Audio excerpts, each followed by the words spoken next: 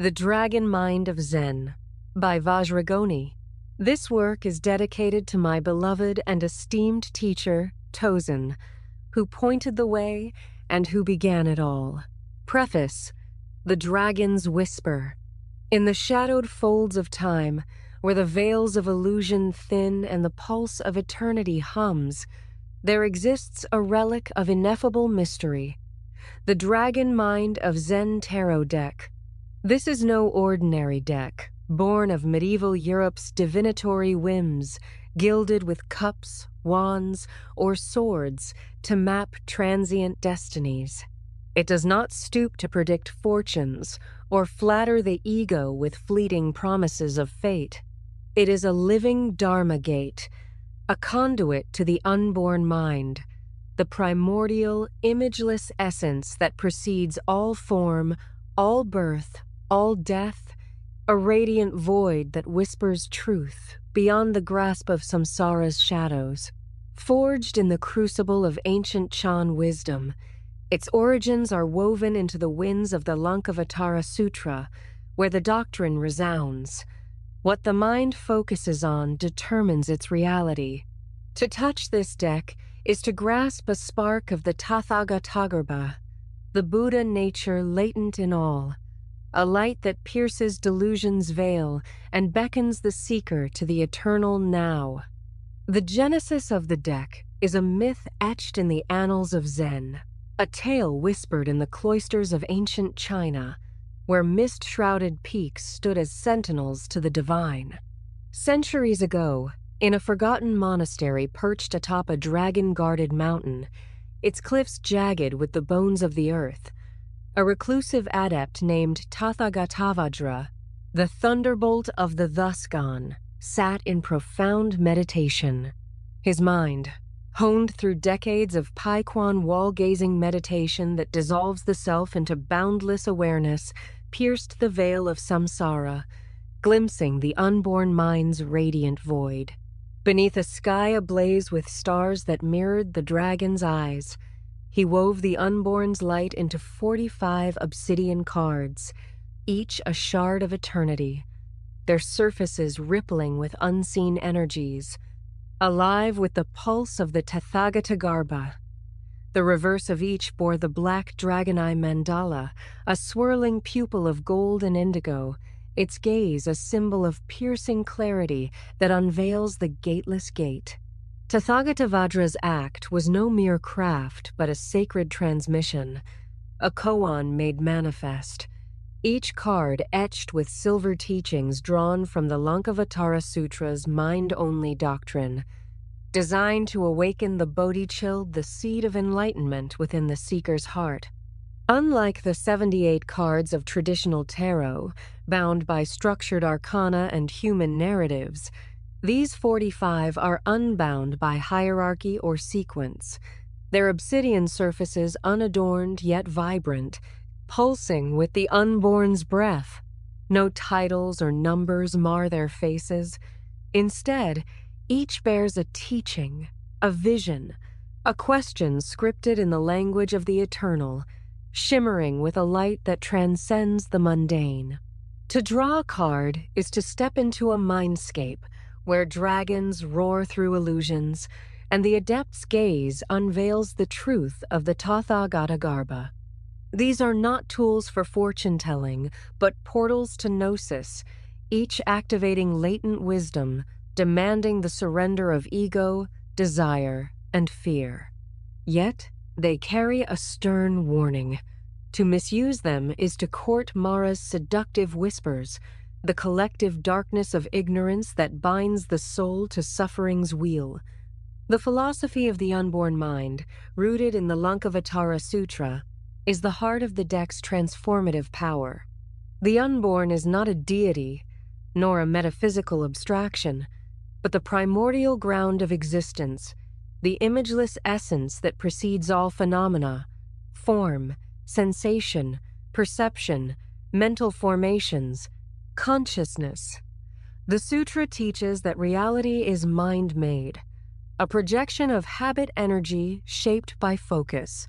The skandhas, those aggregates of delusion, weave prisons of attachment, sirens of desire, and storms of ignorance, binding the mind to samsara's cycle. Yet, the unborn mind offers liberation through recollection, a return to the radiant void where no form binds, no craving holds. The Bodhichild, the awakened seed within, blooms in the womb of light, nurtured by faith and clarity, as the deck's koans guide the seeker to transcend delusion's clouds. Each of the 45 cards is a koan, a spark of the unborn's light that challenges the mind to awaken. The hidden light of Zen reveals life as a dream, a synthetic overflow of conditioned ideations, urging the seeker to see beyond form's illusion. No birth, no death proclaims the unborn's timeless continuity, denying the reality of birth and death as mere shadows of the mind's creation. Faith in the unborn calls for trust in the light that enables reality, a faith that pierces delusion's veil with radiant clarity. Mara warns of the collective darkness of desire and ignorance, a force that seduces the mind into suffering's embrace. The black dragon stands as the defender of the true Dharma, its fierce clarity cutting through heretic misconceptions to reveal the gateless gate of perfection. A dark waltz questions the dance through delusion's clouds, urging the seeker to move beyond with knowledge's light, a rhythm that transcends samsara's shadows. These cards and their companions are not mere teachings but living questions, each a portal to the unborn's truth, demanding confrontation with the skandhas and awakening to the Bodhichild within. The deck's power lies in its ability to transform focus, to shift the mind from delusion to liberation.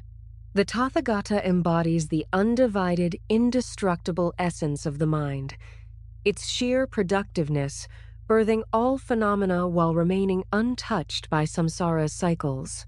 Now anchors the seeker in the pure light of the present, where time dissolves and the unborn's reality shines.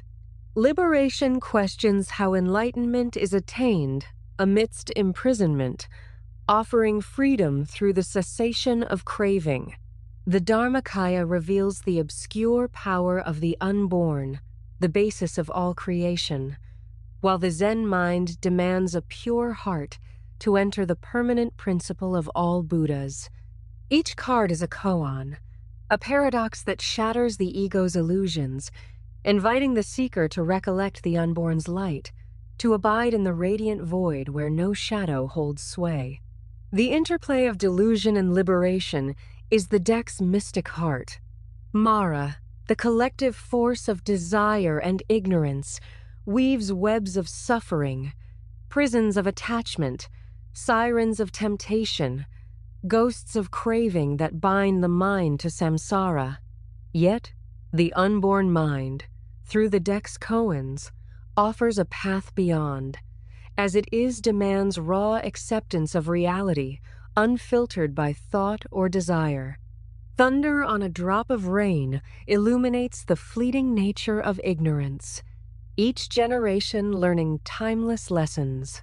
A timeless lesson echoes the Buddha's unspoken teaching, offering direct release into right knowledge. The deck's cards are not passive. They are active agents, demanding the seeker confront delusion head-on, transcending it through recollection of the unborn's truth. They teach that reality is a projection of the mind, shaped by focus, and liberation lies in abiding in the imageless essence that precedes all makings. The Dragon Mind of Zen tarot deck is a living force, its obsidian cards pulsing with the unborn's breath, each a koan that demands everything fear, desire, the very self to awaken the Bodhichild within. Below are its 45 teachings, each a portal to the eternal. The hidden light of Zen. Life is a vision, a dream, a synthetic overflow of form-shifting drops filling a self-empty void as conditioned ideations, representing the mind's ignorant regenesis of desires, fears, and hopes. No birth, no death. If the true self is unborn, it will not experience death. There is no true birth or death, only imagined and experienced through the force of the unborn mind caught in its own creation. Faith in the unborn. Have faith in the light that enables the present mind to conceive innumerable images. Like the moon above, the Buddha mind or true nature reflects itself in the waters of desires and dependent origination, forming a false body and causing suffering until final awakening. The black dragon, transcending the sensory-addicted mind, finding the gateless gate to its original source of perfection, a defender of the true law, cutting off heretic misconceptions with the mind unbound and radiant. The womb of light, the desireful, skanda-poisoned false self, is doomed to fail and be reborn in different forms unless it acknowledges the treasure that follows it. Liberation. How may one attain enlightenment and liberation from suffering in this very life of imprisonment? Reverence. Reverence should not necessarily take place before one who requires allegiance with reference to supreme mortal age, cultural or worldly position. Refuge. When there is suffering at hand and one's imagination cannot find an answer, one should seek this answer in something more supreme and greater than this imagination. The cloud. Because you once forgot the vast deathless sky, you once became this tiny, lonely cloud, drifting around, one amongst many others. The quest for the unborn. The quest for the unborn is vast in terms of allegiance and determination, involving the word of the unborn. The Tathāgata, the undivided and real body of the mind. The Tathāgata is unborn, with a non-tangible and indestructible essence of sheer productiveness. Mara. In Buddhism and many other religions, Mara symbolizes the collective and obstructive dark force generated by dark desires and ignorance of all sentient beings. An auspicious mirror. Your true nature is an auspicious light. Your body is but one of its many creations, which can become a sleeping giant ensnared by the apparent beauty or ugliness of its creations, forgetting its true power. The Dharmakaya, the fundamental power of the unborn mind, the very basis of your present creation, is dark and obscure. Intelligence. As long as your mind is equated and locked within the brain, its intelligence is limited to the karmic predispositions of this brain, affecting spiritual health in an environment of constant uncertainty, samsara. Darkness. The times of great darkness and confusion have begun, with many proclaiming miracles and spiritual accomplishments from an empty New Age well. Now, you are pure light, and the only reality of this light is now, and nothing else. Like an eagle, a light trainee walks the earth with a focused, detached mind, unaffected by situations, revealing the true spiritual reality where their true nature abides. The Valley of the Dead. Your spirit decided to partake in a magical mystery tour through the land of the living dead. As it is, getting beyond thought patterns and desires manifested in body consciousness requires power. The monastic mind. When the mind reaches spiritual maturity, it is wise to enter the monastery of mind only, which is unborn. The teacher. Life and phenomena teach the Four Noble Truths, but the true nature of mind precedes life and external, internal phenomena. Vibration, sound, made of vibrations, equals energy. Connecting with the energy field of breath leads to realizing all is one energy from the one mind. The prisoner, Entering the true spiritual principle of Buddha Dharma initially turns ordinary life and mind upside down. Mind games. Your mind is sleeping in light, dreaming of shadows in a great cave of playful games, questioning why you don't wake up. Karma. While practicing the Dharma, observe others' karma without judgment, noting how they relate to it. Thunder on a drop of rain. Every generation must fight its own ignorance, suffer the loss of illusions, and learn the same lessons. Sorrow. In samsara, encounters and separations are observed by the mind, which creates and holds on to feelings of loss. The cosmic battle, an ongoing internal war, occurs in a dry wasteland of no true light, sometimes noticed, sometimes distant. False face. The more involved in worldly matters, the further one is from the truth. The Dharma whiz of OZ, it cannot move yet, is dynamic. The mind's focus determines reality at each breath or glance. Faster than the speed of light, noble wisdom is in the heart, not the brain, as instantaneous self-recollection and self-gnosis. The Siren's call, beings, obsess over bodily needs, trying to feed the false lord in any way possible.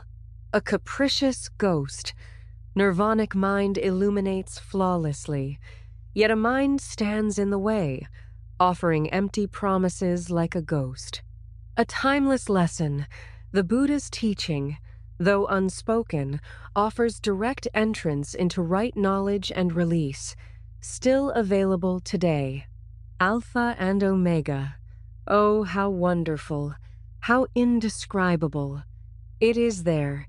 It has always been there. All one had to do was to surrender completely. Once upon a time you were this tiny child with a big smile and a radiant heart. Death was unknown and never a painful thought. The cellar. The cellar may be exciting to visit, but if the door slams behind you, it is best to have a strong lamp for safe direction. I am always there. This I can say about me, that I am always there for you. My name cannot be found by your blinded mind, yet you persist to give me so many. An alien spirit. For those who worship the infinite creations of obstructed, alien spirits, there can only be suffering, pain, alienation, depression, and despair. The Zen mind. Without a pure heart, there can never be a pure mind. And without a pure mind, there can never be an entrance into the permanent principle of all Buddhas. A karma float. When old karma is triggered by precise condition patterns, much like dormant genes in biological cell structures, they float up to the tangible spectral perception range of the body consciousness. Spiritual prosperity. Are you one who freely chooses your actions based on right knowledge of self? Or are you someone merely chosen by the actions of others in relation to what you conceive as self? A dark waltz. Is it wise to dance in the darkness of your own makings? And how can any path of knowledge aid yourself to dance beyond such clouds of delusion? The Dragon Mind of Zen tarot deck is a radiant legacy. Its cards koans that demand everything, fear, desire, the very self to awaken the Bodhichild within. It is a call to dance beyond delusion, to trust in the unborn's light, to see reality as a projection of the mind shaped by focus. Its magnificent significance lies in its power to transform, to guide the seeker through the shadows of samsara, to the eternal light of the unborn, a truth that shines beyond the veil, forever calling those who dare to listen. The portals await. As Alara Voss lifts the first card, she steps unwittingly into a tapestry of mystery and revelation. Each draw will summon a vision, a trial, or a supernatural encounter, transforming her world into a labyrinth of mindscapes and karmic echoes. The cards are not passive, they are alive, weaving her journey through urban shadows and ethereal realms. From battles with Mara's minions to moments of piercing clarity in the now, the deck will guide her to unravel a cosmic conspiracy, a stolen mandala threatening to unleash alien spirits. Each card is a portal, a koan made manifest, leading her deeper into the unborn's light or closer to samsara's abyss. Her path, like the deck itself, is a dance of dragons, where every step unveils the timeless truth. The mind's focus shapes its reality, and only by awakening can she transcend the veil. Chapter 1: The Forgotten Deck. Alara Voss was a woman of sharp edges and quiet storms, her auburn hair cascading in loose waves to her shoulders, catching the light like burnished copper. At 32, she carried herself with the measured precision of an archivist, her hazel eyes scanning the world as if it were a manuscript to be catalogued. Her hands, pale and deft, were accustomed to handling fragile relics, letters yellowed by time, maps frayed at the edges, but they trembled slightly when her thoughts drifted to the nightmares that plagued her. Dreams of loss, of faces dissolving into mist, left her waking in a cold sweat, her heart pounding against the cage of her ribs. Raised in a family that prized logic over feeling, Alara had learned to bury her unease beneath a veneer of skepticism, her mind a fortress of reason. Yet, beneath her analytical exterior lay a restless hunger, a yearning for something beyond the sterile order of her life, a life spent sorting the past in the city's labyrinthine archives. Ilara's days were predictable, mornings in the dim glow of the archive stacks, afternoons lost in cataloging, evenings alone in her small apartment with a glass of wine and a book she'd read a dozen times. Her wardrobe-tailored blazers, crisp white shirts, and sensible flats reflected her need for control, but her auburn hair, often escaping its neat bun, hinted at a wildness she couldn't quite tame. She was introspective, prone to overthinking, yet fiercely independent, her wit sharp enough to deflect prying questions. Her flaws were subtle but deep. An attachment to routine that bordered on obsession, a fear of the unknown that kept her from taking risks, and a lingering sorrow from her estranged relationship with her sister, Leora, whose vibrant chaos Alara both envied and resented. Despite her competence, Alara felt adrift, as if some vital piece of herself lay just out of reach, buried in the shadows of her dreams. On a gray Saturday in late autumn, Alara found herself wandering the city's old quarter, her boots clicking against rain-slicked cobblestones. The air was heavy with the scent of damp leaves and distant chimney smoke, and her breath fogged in the chill. She hadn't planned to visit the antique shop, a crumbling relic of a former monastery tucked between a coffeehouse and a pawn shop, but an inexplicable pull tugged at her, like a thread caught in her chest. The shop, called the Cloister's Trove, was a squat stone building, its facade weathered by centuries, with ivy clawing up its walls like veins. Arched windows, stained with grime, glowed faintly from within, and a heavy oak door, carved with faint traces of lotus motifs, creaked as she pushed it open. The air inside was thick with the musty perfume of old wood and leather, mingled with a faint hint of incense, as if the monastery's sacred past lingered in the walls. The interior was a maze of relics. Dusty chandeliers hung from vaulted ceilings, their crystals winking in the low light. Oak shelves sagged under the weight of cracked porcelain, gilded candelabras, and leather-bound tomes. Stained glass fragments, salvaged from the monastery's chapel, leaned against a wall, casting kaleidoscopic shadows across the stone floor. A spiral staircase, its iron rusted but ornate, led to an attic door half hidden behind a velvet curtain. The shop felt alive, its silence humming with secrets, as if the ghosts of monks still whispered sutras in the corners. Alara's pulse quickened, her intuition and instinct she rarely trusted urging her toward the staircase. She brushed past a display of tarnished reliquaries, her fingers grazing a brass Buddha statuette, and climbed the creaking steps, drawn by a sensation she couldn't name, like a melody half remembered. The attic was a dim, cluttered space, its slanted roof pressing low, beams etched with faint carvings of dragons and lotus blooms, cobwebs draped like veils, and the air was cool, tinged with the scent of aged paper. Trunks and crates spilled over with forgotten treasures, moth-eaten tapestries, cracked jade figurines, a chipped teacup painted with cranes. But Alara's eyes were drawn to a small lacquered box on a rickety table, its surface gleaming like polished obsidian. Her breath caught as she approached, her fingers tingling as if static danced across her skin. The box was unadorned save for a single carving a dragon's eye, its pupil a swirling void, staring back with unsettling intensity. She lifted the lid, revealing a deck of cards, each laminated in a glassy sheen, their edges worn but pristine. The Dragon Mind of Zen tarot deck was unlike anything Elara had seen.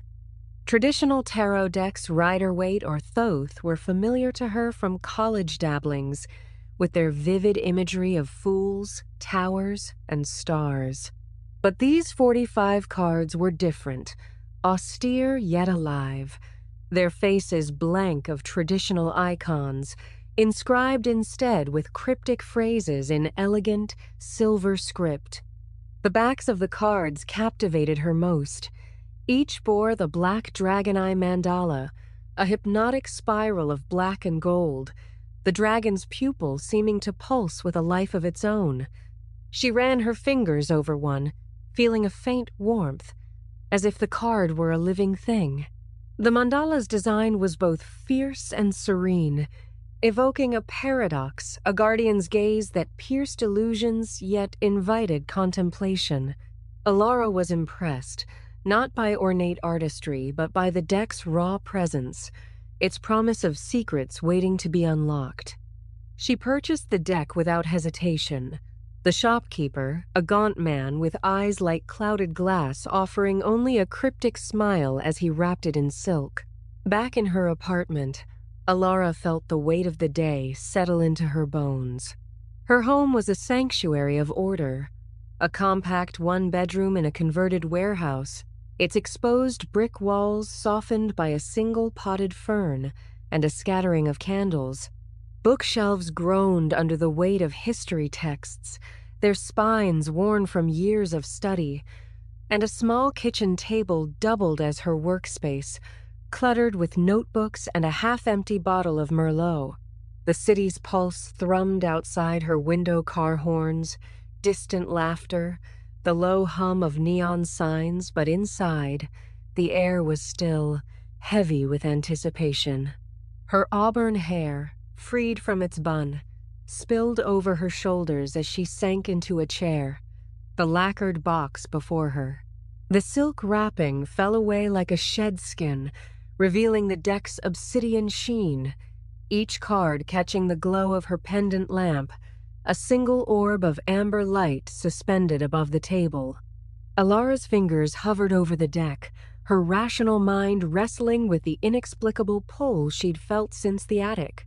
She wasn't one for mysticism. Her college flirtation with tarot had been a lark, a rebellion against her parents' sterile pragmatism, but this deck was different.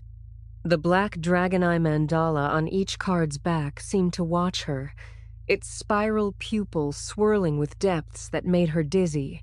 She traced the mandala's edge, feeling a faint vibration, like the hum of a tuning fork. The cards were heavier than they should have been, their laminated surfaces warm, almost alive, as if they held a pulse. Her skepticism wavered, This was no ordinary deck. It was a relic, a key to something she couldn't yet name. She shuffled slowly, the cards sliding against each other with a soft, almost musical rasp, the mandalas flickering like a kaleidoscope of eyes. Her heart quickened as she set the deck down, her fingers lingering on the top card. She didn't know why she felt compelled to draw, only that she must.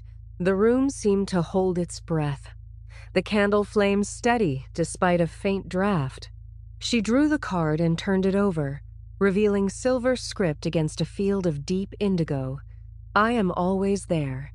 No images adorned it, no figures or symbols like the tarot she knew, just the words, glowing with an inner light and a subtle shimmer, like starlight trapped in ink. Alara stared, her hazel eyes reflecting the card's glow, and felt a jolt, as if the words had reached inside her and tugged at something buried deep. The phrase was simple, yet it carried a weight, a promise of presence that was both comforting and unnerving.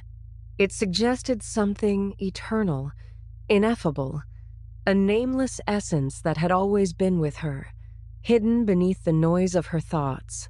As she gazed at the card, the air in her apartment thickened, the light dimming as if the lamp had faltered. A vision unfolded, not a dream, but a waking intrusion, sharp and vivid. She saw a boundless void, radiant with a sourceless light, neither white nor colored, but alive with a presence that defied form. It was not a figure, not a ghost, but a feeling vast, intimate, ever-present. It whispered no words, yet its message pierced her. I am always there, beneath your illusions, waiting to be seen. Her breath caught, her pulse hammering in her ears. The vision shifted, and she glimpsed fragments of herself, moments of sorrow, her sister's laughter fading, her mother's cold disapproval dissolving into the void, as if they were mere shadows cast by this presence. Then the world flickered. Her coffee mug, resting on the table, slid an inch to the right with a soft scrape, unprompted. A book on her shelf, a heavy tome on medieval manuscripts, tipped forward, teetering before settling back with a thud. The fern's leaves quivered, though no breeze stirred the room. Alara's rational mind screamed hallucination, her thoughts scrambling for explanations. Stress, exhaustion, too much wine. She pressed her palms to the table, grounding herself, but the card's words echoed in her mind, relentless. I am always there. Her skepticism cracked, not from fear, but from awe. The deck was no mere curiosity. It was a catalyst, a portal to something beyond her understanding. She stood, pacing the small apartment, her auburn hair catching the candlelight as she tried to shake the sensation. The room felt different now, as if the boundaries of reality had softened.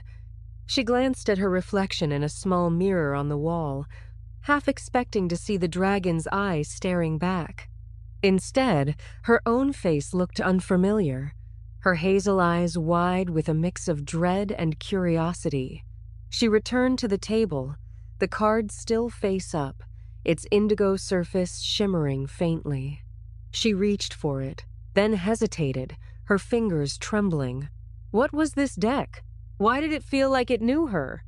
The black dragon eye mandala on the back of the card seemed to pulse, its gaze pulling her deeper, promising answers she wasn't sure she wanted. Alara sat again, her breath steadying as she stared at I am always there. She dismissed the strange occurrences as tricks of her tired mind, but the pull remained a magnetic force, both thrilling and terrifying. She couldn't put the deck away, not yet. It was as if the card had awakened something within her, a spark of recognition that refused to be ignored. She placed it back on the deck, her fingers lingering on the mandala, and felt a quiet resolve. Whatever this deck was, whatever it meant, she would face it. The city outside droned on, oblivious, but in her apartment, a journey had begun, one that would unravel the very fabric of her reality. Chapter 2: Shadows of the Past. The city outside Alara's window had descended into the hush of evening, the neon glow of street signs bleeding through the curtains like distant stars. She sat at the kitchen table, the Dragon Mind of Zen tarot deck before her, its obsidian cards stacked neatly, the black dragon eye mandala on the top card staring back like an unblinking sentinel. The events of the afternoon replayed in her mind: the antique shop's musty embrace, the shopkeeper's enigmatic smile, the inexplicable warmth of the cards in her hands. And now, the lingering echo of, "I am always there," a phrase that had seeped into her thoughts like ink into paper. Her auburn hair framed her face in disarray, strands clinging to her damp forehead from the faint sweat of unease. She poured herself another glass of Merlot, the deep red liquid swirling like blood in the dim light, hoping it would steady her nerves. But the pull was stronger now, a gravitational force drawing her back to the deck. Just one more, she told herself, her rational mind protesting even as her fingers reached for the cards. She shuffled again, the soft rasp of laminate on laminate filling the quiet room, each movement deliberate, almost ritualistic. The mandalas flickered, their spirals seeming to rotate subtly, as if alive with hidden currents. Alara paused, her hazel eyes narrowing in concentration. What was she doing? This wasn't like her dabbling in the occult, chasing phantoms born of stress and isolation. Yet, the card she had drawn earlier had stirred something profound, a resonance that vibrated in her core.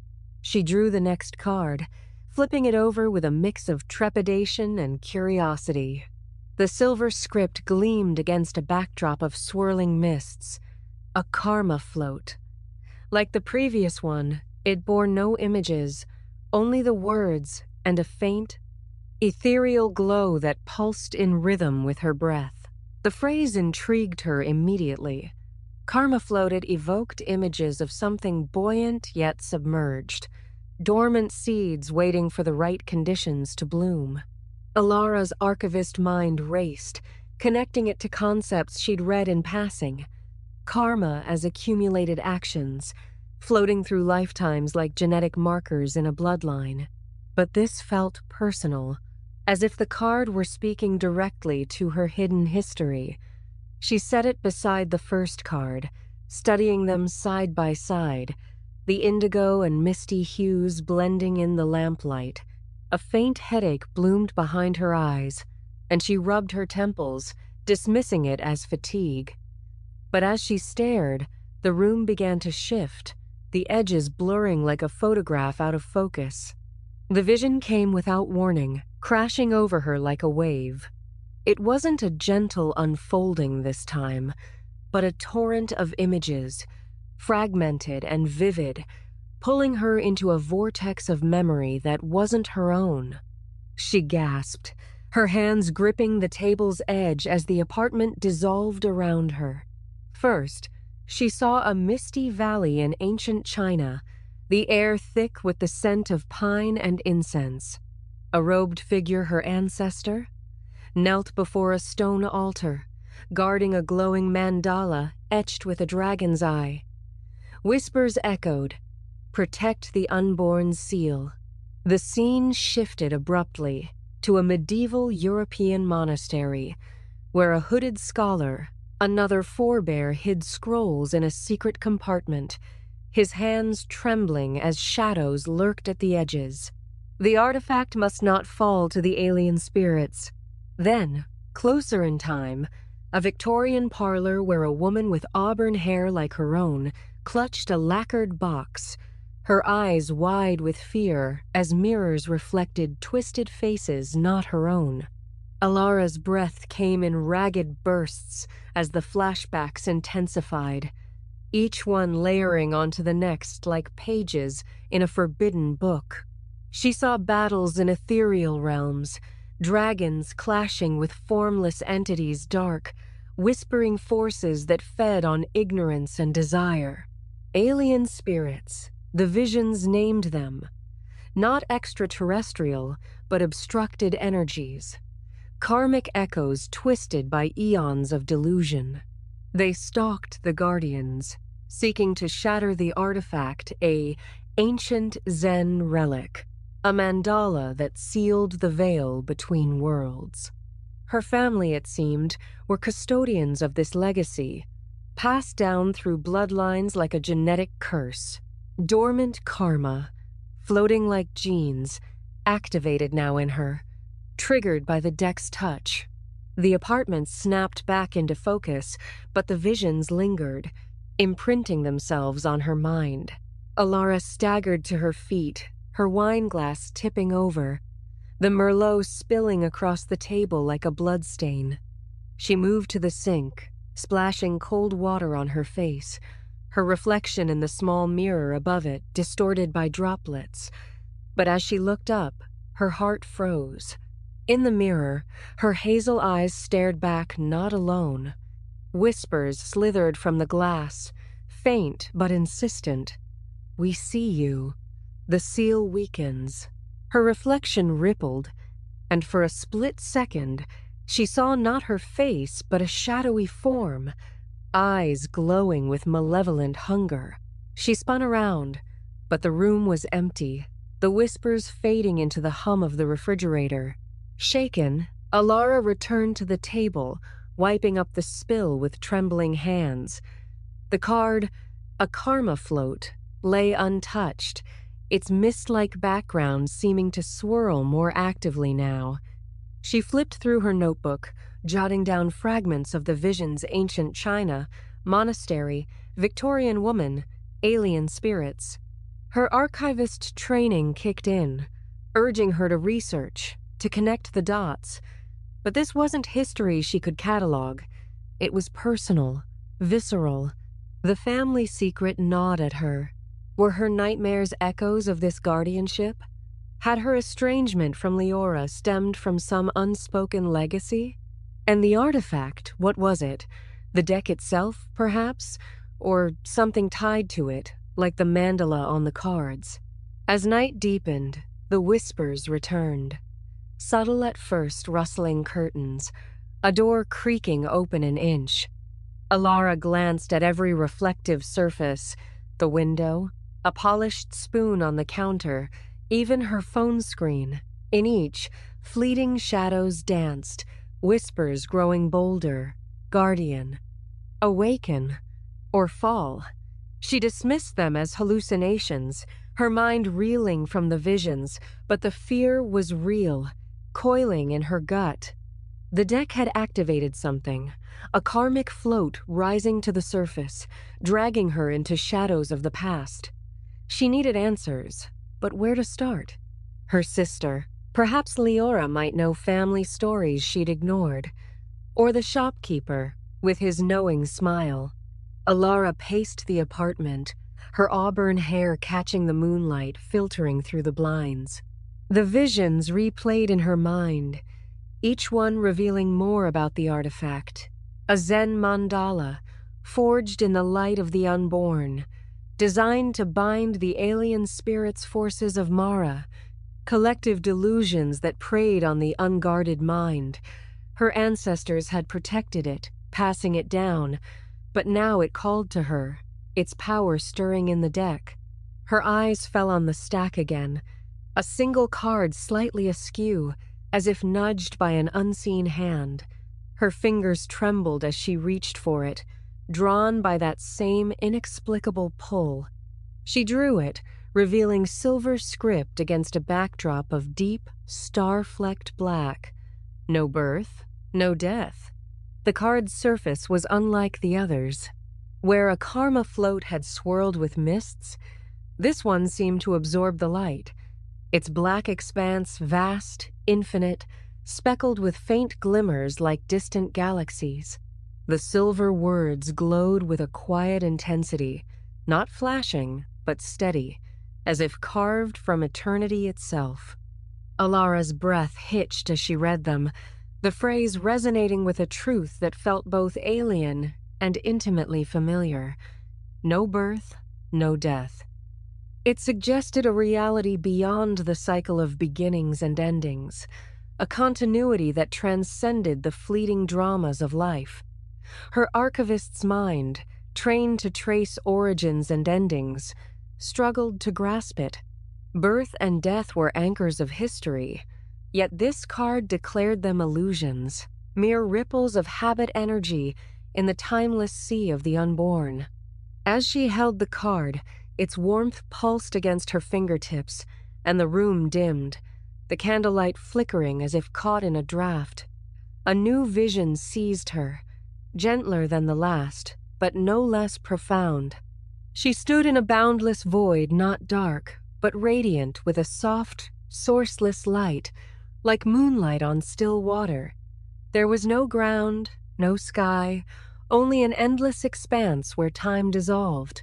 Figures appeared, fading in and out. The robed monk from her earlier vision, the Victorian woman, herself as a child clutching a lost toy. They were not separate lives, but moments, strung together like beads on a thread that stretched into infinity. A voice not heard but felt whispered, "There is no beginning, no end." Only the unborn, ever present, untouched by the dream of form. Alara's heart pounded, not from fear but from awe, as the figures dissolved, leaving only the light and a sense of profound continuity. The vision shifted, and she saw her own life as a flicker. Her mother's stern lectures, Leora's reckless laughter, the archive's endless rows of documents. Each moment felt real, yet the card's truth reframed them as illusions, born of a mind clinging to impermanence. She saw her nightmares' faces vanishing into mist as attempts to grasp what could not be held, a cycle of birth and death that was itself a lie. The unborn, the card suggested, was the eternal ground beneath it all, unchanging, indestructible. Alara's hands shook as she set the card down, its star-flecked surface seeming to ripple, as if reflecting the void she'd glimpsed. The apartment was no longer silent. The whispers from the mirrors grew sharper, more insistent. No birth, no death, yet you cling. The seal weakens. A spoon on the counter rattled, skittering an inch across the surface. The fern's leaves swayed, casting jagged shadows that seemed to writhe like tendrils. Alara's phone, lying face down, buzzed once, its screen flashing to life to reveal a distorted reflection not hers, but a faceless silhouette with glowing eyes. She flinched, her rational mind screaming impossible, but the card's message anchored her. If birth and death were illusions, then these shadows, these alien spirits, were also unreal, projections of a mind caught in delusion. Yet their presence felt tangible, their whispers a threat she couldn't dismiss. She stood, pacing the small space, her auburn hair glowing faintly in the moonlight.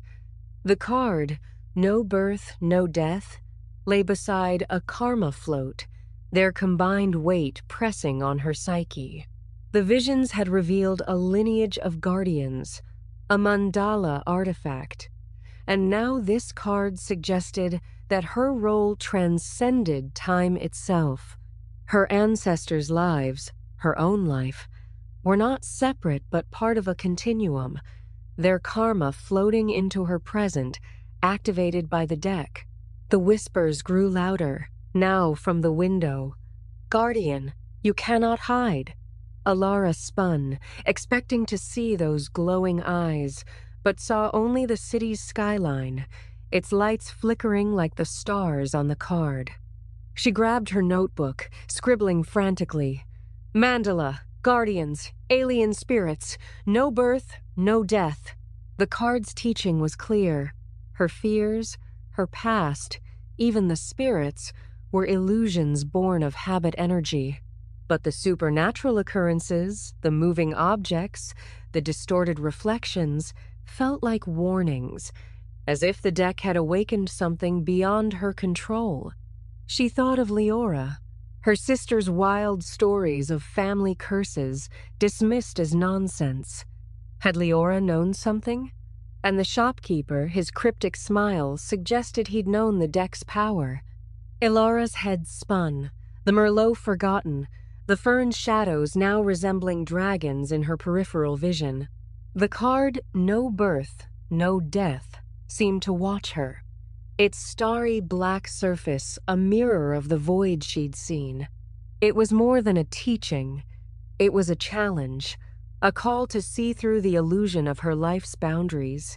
She touched it again, and a faint hum vibrated through her, like a chord struck in her soul. The whispers paused, as if silenced by her resolve. Ilara sat, her breath steadying, and stared at the deck. The black dragon eye mandala pulsed once, a silent promise or threat. The shadows of her past were rising, and with them, a mystery she could no longer ignore. The deck was her guide, its cards portals to truths she wasn't sure she was ready to face, but the path was set, and there was no turning back. Exhaustion finally claimed her, pulling her toward the bedroom despite the lingering unease. She left the cards on the table, their glow dimming as she flicked off the lamp, plunging the apartment into darkness broken only by the city's ambient light. In bed, Ilara tossed her mind a whirlwind of visions and whispers. Sleep came fitfully, laced with dreams that blurred the line between memory and prophecy. She wandered a misty valley, the same from her vision, where the robed ancestor turned to her, his eyes mirroring the dragon's mandala. "The seal is yours now," he intoned, his voice echoing across lifetimes. Shadows coalesced around them, alien spirits with glowing eyes, reaching with tendrils of darkness. Ilara reached for the mandala artifact, a radiant disk pulsing with unborn light, but it slipped from her grasp, shattering into shards that reformed into the tarot cards. She awoke with a start, sweat beading on her forehead, the dream's residue clinging like cobwebs. The clock read 3:17 a.m., the witching hour, as her grandmother used to say. The apartment was silent, unnaturally so, but when she glanced toward the kitchen, a faint glow emanated from the table, the deck, its mandala eyes seeming to watch her from afar. Ilara pulled the covers tighter, her heart racing. The dream had felt real, a continuation of the visions, reinforcing the card's message. No birth, no death, only the eternal cycle she was now part of. She knew sleep wouldn't return easily, so she rose, wrapping a robe around her, and returned to the table. The cards lay as she left them, but no birth, no death seemed brighter, its stars twinkling like a constellation come alive.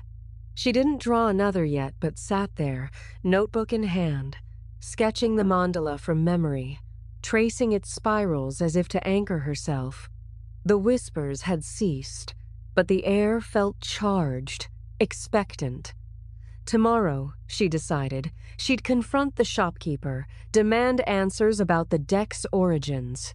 And she'd call Leora, bridge the gap that had grown between them, perhaps uncover more about their family's hidden past.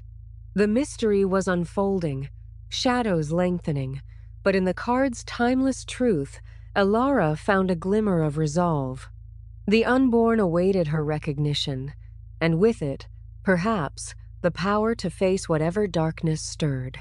As dawn crept through the blinds, painting the room in pale grays, Ilara finally stood, the weight of the night settling into determination. The deck was no longer just a curiosity. It was her inheritance, a bridge to shadows long buried. She placed the cards back in their box, the silk wrapping cool against her skin, and whispered to the empty room, "I am ready." But deep down, doubt lingered. Was she truly prepared for the truths the unborn would reveal? The city stirred outside, oblivious to her turmoil. But Alara Voss, archivist of forgotten things, the shadows of the past had become the harbingers of a fate she could no longer escape. Chapter 3. The Siren's Whisper. The morning light filtered through Alara's blinds in thin golden slivers, casting long shadows across her apartment floor. She hadn't slept much after the night's revelations, her mind a churning sea of visions and whispers. The Dragon Mind of Zen tarot deck sat on the table like a silent sentinel, its lacquered box gleaming innocently in the dawn. Alara's auburn hair was tousled from restless turning, her hazel eyes rimmed with fatigue, but a newfound determination burned within her. The cards had unveiled shadows of her past guardians, alien spirits, a mandala artifact, and now she needed allies. Leora, her estranged sister, was the first name that came to mind. They hadn't spoken in over a year, their last conversation devolving into accusations of neglect and recklessness. But if the visions were true, Leora might hold pieces of the puzzle, family lore dismissed as fairy tales. Alara dressed quickly, opting for a simple sweater and jeans, her sensible flats echoing on the hardwood as she grabbed her phone. She hesitated before dialing, her thumb hovering over Leora's contact. What would she say? "Hey, sis, I've got a magic deck that's summoning ghosts from our family tree." She shook her head, steeling herself, and pressed call. The line rang twice before Leora's voice, bright and breathless, answered. "Alara? Is everything okay? It's been forever." The conversation was awkward at first, laced with tentative apologies and small talk about work and weather. But Alara pushed through, mentioning vague family history she wanted to discuss. To her surprise, Leora agreed readily, suggesting they meet at a cafe near her studio apartment in the artsy district. "I've been thinking about you too," Leora admitted, her tone softening. "There's stuff Mom never told us. Let's meet." An hour later, Alara stepped into the bustling cafe, the aroma of fresh espresso mingling with the scent of baked goods. Leora was already there, waving from a corner table, her wild curls a cascade of dark waves, her outfit a vibrant mix of scarves and bohemian jewelry that clashed delightfully with Alara's understated style. At 30, Leora was the fire to Alara's earth, impulsive, artistic, always chasing the next thrill. They hugged awkwardly, the embrace lingering a moment longer than expected, as if bridging the gap of lost time. Over steaming lattes, Alara broached the subject carefully. "I've been researching our family. Old stories, maybe curses or secrets. Does that ring any bells?" Leora's eyes widened, her laughter fading into seriousness. "You mean Grandma's tales? The dragon guardians and hidden treasures? I always thought they were bedtime stories, but Mom shut her down whenever she brought it up. Said it was nonsense." Alara leaned in, describing the visions without mentioning the deck ancient monks, Victorian women, shadowy spirits. Leora's face paled. "Wait, that sounds like what Grandma whispered to me before she died. Something about a mandala seal and protecting it from whispering demons." I laughed it off, but, "Alara, what's going on?" Before Alara could respond, a shiver ran down her spine, the cafe's chatter fading into a distant hum. Her bag, where the deck was tucked, felt heavier, warmer. She excused herself to the restroom, her heart racing, and pulled out the deck in the dim stall. The black dragon eye mandala pulsed faintly, urging her to draw. She shuffled quickly, drawing a card, the Siren's Call. The surface shimmered with oceanic blues and silvers, the words evoking a seductive pull, the body's attachments luring the mind from truth. Alara frowned, pocketing it, but as she returned to the table, the world tilted. Leora was chatting animatedly, but Ilara's vision blurred, the cafe transforming subtly. Patrons' faces softened, their eyes gleaming with unnatural allure. A handsome barista caught her gaze, his smile promising unspoken pleasures, his voice a melodic whisper as he refilled their cups. "Anything else for you, beautiful?" Alara blinked, heat rising in her cheeks, an unfamiliar desire stirring. She shook it off, focusing on Leora, but her sister seemed distant, her words echoing. "Alara, you okay?" The illusions escalated. As they left the cafe, walking toward Leora's studio, figures appeared illusory lovers, manifestations of temptation. A striking woman brushed past Alara on the sidewalk, her perfume intoxicating, her touch lingering like a caress. "Come with me," she murmured, her eyes pools of invitation. Alara faltered, her body responding despite her mind's protests. A wave of sorrow crashing over her as memories of lost connections surfaced, failed relationships, the ache of isolation. The card's warning rang true. Obsessions with the body leading to sorrow, separations born of attachment. Leora noticed Alara's distraction. "Sis, you're spacing out. What's wrong?"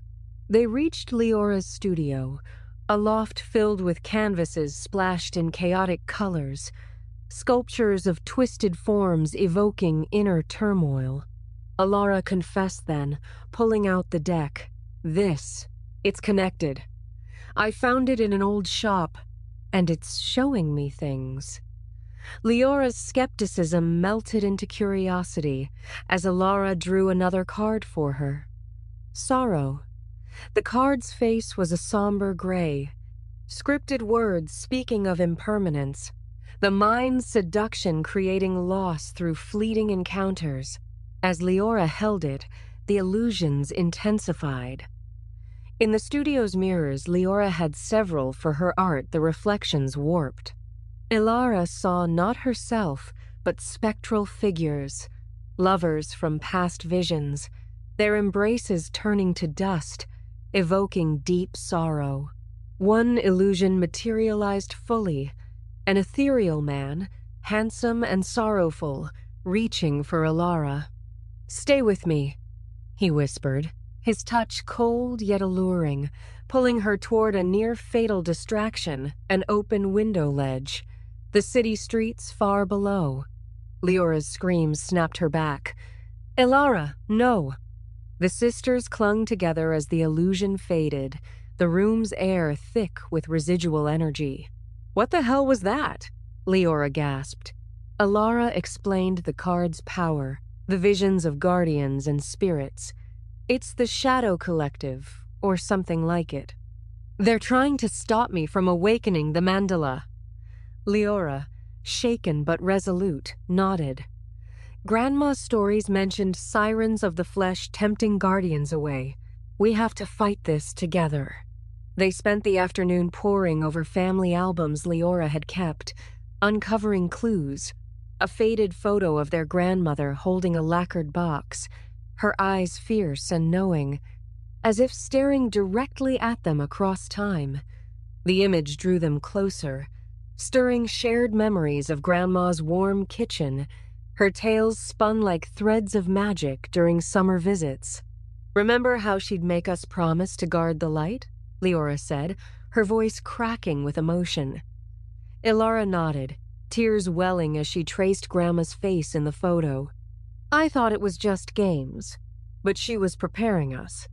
They hugged again, this time fiercely, the estrangement dissolving in waves of nostalgia and revelation. Grandma's resolve, her stories of dragon guardians, her warnings about whispering demons became a bridge, pulling the sisters into a bond forged in shared heritage and unspoken love. As evening fell, the whispers returned, but now shared, less terrifying. Alara, feeling the deck's pull once more, drew one final card for the day. Her hand trembled as she revealed it. The Womb of Light. The card's surface was a profound blend of radiant gold and deep, shadowy indigo, etched with silver script that seemed to pulse with an inner vitality, evoking a mystical charge unlike the others. It spoke of the source of all Buddhas, a radiant darkness where the unborn mind is realized, revealing how one can become a birth giver to the child of unborn light, or Bodhichild. This meant being impregnated with the seed of Bodhi, or enlightenment, a sacred gestation where the seeker's mind becomes the womb, nurturing the primordial essence until it blossoms into awakened awareness. Holding it, Alara felt a surge of warmth spread through her, banishing the lingering chill of the illusions. A vision unfolded. Shared this time as Leora touched the card too, their grandmother appeared, ethereal and smiling, standing in a field of light, the mandala artifact pulsing in her hands. "The womb is within you both," she whispered, her voice a soothing balm. "Nurture the Bodhichild. Let the seed of enlightenment take root." The vision deepened, revealing glimpses of the mandala's power. A seal against the alien spirits, a beacon drawing guardians across lifetimes, where the act of becoming a birth giver transformed sorrow into luminous birth. The card's mystical energy physically manifested as a soft glow filling the studio, casting away the mirror's distortions and silencing the whispers for good that night, as if the womb of light had enveloped them in protective radiance. The sisters sat in awe, the card between them like a family heirloom reborn. "This changes everything," Leora murmured, her hand clasping Alara's. "Grandma's light. It's ours now, growing inside us." The womb of light had not only illuminated their path, but had woven their bond tighter, transforming sorrow into strength through the promise of inner enlightenment. Hints of the Shadow Collective's influence lingered, personified by a shadowy personage named Silas, orchestrating from afar but with Grandma's legacy and the deck's guidance. Alara and Leora felt ready for deeper trials, their reunion a fortress against the encroaching darkness. Chapter 4. Mind Games Begin. The evening in Leora's studio had stretched into a quiet vigil, the glow from the womb of light lingering like a protective aura long after Alara had tucked the card back into the deck. The sisters had talked late into the night, sharing stories of their grandmother's enigmatic life, her travels to distant temples, her collection of ancient texts hidden away after her death. The bond between them felt reborn, fortified by the shared visions and the card's mystical promise of becoming birth givers to the Bodhichild. Yet, as Alara lay on Leora's pull-out couch, sleep eluded her, the city's distant hum a lullaby that failed to soothe. The deck, resting on a nearby table, seemed to pulse faintly, its black dragon-eye mandala watching over her like a guardian in the shadows. Dawn broke with a pale light, filtering through the loft's high windows, casting elongated patterns across the canvases and sculptures. Leora stirred first, brewing coffee in her cluttered kitchenette, the aroma grounding them in the mundane. "Last night was intense," she said, handing Alara a mug, her eyes still wide with wonder. "That card, it felt like Grandma was right here." Alara nodded, sipping the hot brew, her auburn hair disheveled from fitful rest. The womb of light had ignited something within her, a seed of Bodhi, perhaps stirring a restless energy. We need to learn more about the mandala artifact. The visions keep hinting it's stolen, tied to the deck somehow. Leora agreed, suggesting they return to the antique shop for answers from the shopkeeper. But before they could plan further, the deck called to Alara once more. She felt its pull, a subtle vibration in her chest, as if the cards sensed her uncertainty. With Leora's encouraging nod, Alara shuffled the deck at the table, the laminate whispering secrets. She drew the first card, Mind Games. Its surface was a labyrinth of swirling grays and blacks, the silver script evoking the tricks of a cave-bound mind, spinning illusions that obscure the unborn's truth. Alara's brow furrowed.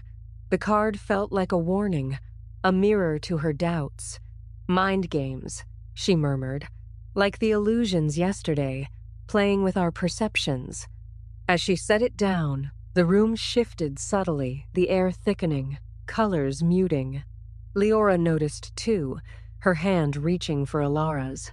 "Draw another," she urged, her voice steady despite the unease. Alara complied, revealing the Valley of the Dead. The card depicted a desolate landscape in muted tones, scripted words painting a mindscape of illusions where shadows play tricks and truth lies hidden. The combined draw hit like a wave, and Alara's vision blurred, the studio dissolving into fog. She gasped, gripping the table, as the world around her transformed into a dreamlike realm. She found herself in the Valley of the Dead, a vast, ethereal expanse under a twilight sky, the ground a shifting mosaic of bones and mist-shrouded stones. Whispers echoed from the fog, mocking laughter mingling with sorrowful wails. Shadows darted at the periphery, playing tricks. One moment, a familiar face, her mother's stern gaze morphing into a grotesque mask. The next, Leora's form beckoning, only to dissolve into dust. Alara stumbled forward, her heart pounding, the air cold and clammy against her skin. "This isn't real," she told herself, echoing the card's teachings. But the illusions pressed in, mind games twisting her thoughts, doubts about her sanity, fears of losing Leora again, visions of the alien spirits triumphant. Deeper in the valley, a cave loomed, its mouth yawning like a void. Inside, the darkness was alive, walls etched with flickering images, her ancestors' failures, the mandala artifact shattered, Silas's shadowy figure laughing from afar. Alara fell to her knees, the weight of illusion crushing her spirit. "Wake up!" A voice echoed, not from the shadows but from within the cave's depths, a resonant timbre, calm yet commanding, cutting through the chaos like a blade of light. From the gloom emerged a figure, Master Zenshin, a spectral guide whose presence she had sensed but never fully encountered. He appeared as an elderly Chan teacher, his form translucent yet solid, clad in simple gray robes that flowed like mist, embroidered with faint dragon motifs that seemed to writhe subtly in the dim light. His face was weathered, etched with lines of timeless wisdom, each wrinkle a testament to countless meditations under ancient skies. His eyes were deep pools of serenity, reflecting the unborn mind's boundless clarity, with a spark of compassionate fire that pierced the soul. Bald, with a neatly trimmed white beard framing a gentle smile, Zenshin exuded an aura of profound peace, his posture erect yet unassuming, hands clasped in a mudra of equanimity. But beneath the calm lay a fierce intensity, a dragon's fire tempered by enlightenment, his gaze piercing illusions with effortless precision, as if he could unravel the fabric of delusion with a single glance. Zenshin was no ordinary apparition. He embodied the Lankavatara Sutra's essence, a mind master who had transcended the cycles of birth and death centuries ago. In life, legends whispered, he had been a reclusive adept in ancient mountains, mastering the unborn through rigorous meditation. His teachings passed in cryptic koans that shattered disciples' delusions. Now, as a spectral guardian, he roamed the mindscapes of seekers, his influence pivotal in awakening the Bodhichild. His voice carried the weight of eons, each word a seed of Bodhi, impregnated with enlightenment's potential, resonating like the hum of the universe itself, child of the womb. He intoned, his tone both paternal and authoritative, wrapping around Alara like a warm breeze in the cold cave. You wander the valley of shadows, ensnared in the cave of your own making. But see, these walls are but projections, echoes of habit energy clinging to the mind. Alara rose slowly, drawn to his presence like a moth to flame, feeling a profound sense of recognition, as if her soul had known him across lifetimes. "Who are you?" she asked, her voice echoing in the cavern, laced with awe and desperation. Zenshin's smile deepened, revealing a warmth that belied his ethereal form, his eyes twinkling with a subtle humor that lightened the oppressive air. "I am Zenshin, a humble echo of the unborn mind, a wanderer between realms. I have watched over your lineage since the first guardians beheld the mandala's light, guiding them through veils of illusion much like this one." He gestured to the flickering walls, and the images wavered, revealing cracks of light beneath. "The mandala artifact you seek, it is the key to sealing the alien spirits, stolen by those who crave the darkness of Mara, like Silas and his shadow collective. But it is not lost. It calls to you, hidden in layers of deception." He extended a hand, his palm glowing faintly with an inner luminescence, and visions unfolded around them in a cascade of ethereal light. The artifact, a radiant disk inscribed with the black dragon eye mandala, concealed in a forgotten temple's depths, its theft orchestrated by Silas to unleash chaos upon the world. Zenshin's guidance was not mere information but a spiritual transmission, his words weaving into Alara's consciousness like threads of enlightenment. "The mind plays games," he continued, his voice a melodic rhythm, laced with gentle humor to ease her turmoil. Like a monkey in a mirror maze, chasing its own tail, mistaking reflections for reality. Yet the unborn mind is the mirror itself, clear, undivided, beyond the dance of shadows. His mystical persona revealed itself fully in this encounter, a blend of sage wisdom and profound empathy. He spoke of the womb of light, urging Alara to nurture the Bodhichild within.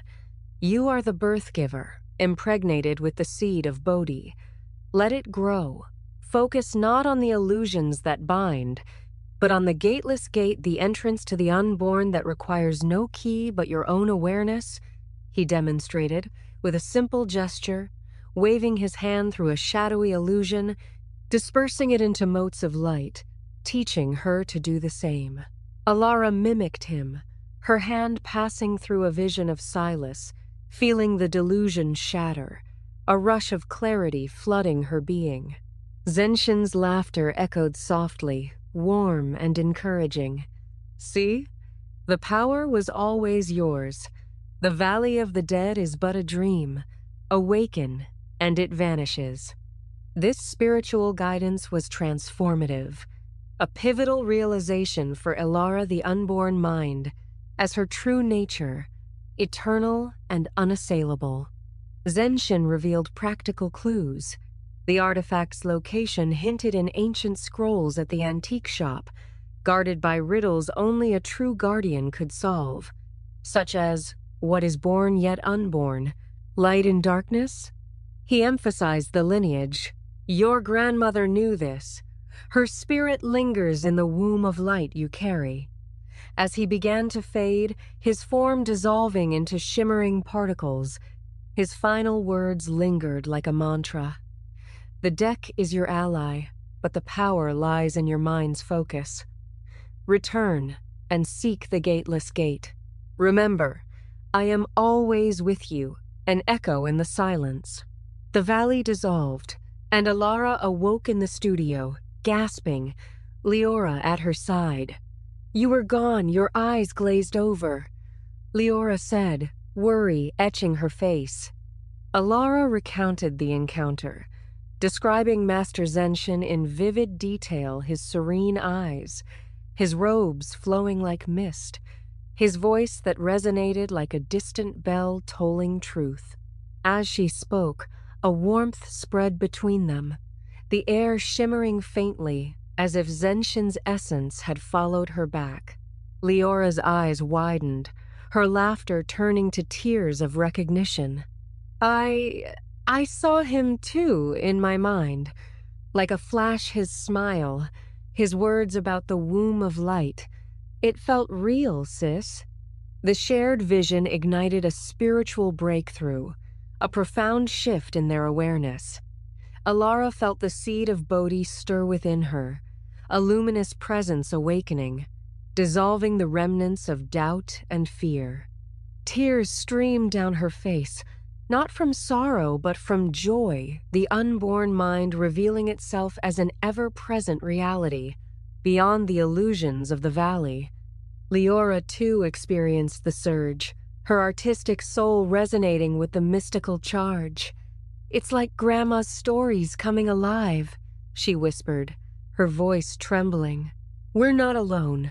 Zenshin's guiding us, and this light inside, it's growing. They embraced, the bond deepening into a sacred alliance, the mind games transforming from traps into stepping stones toward enlightenment.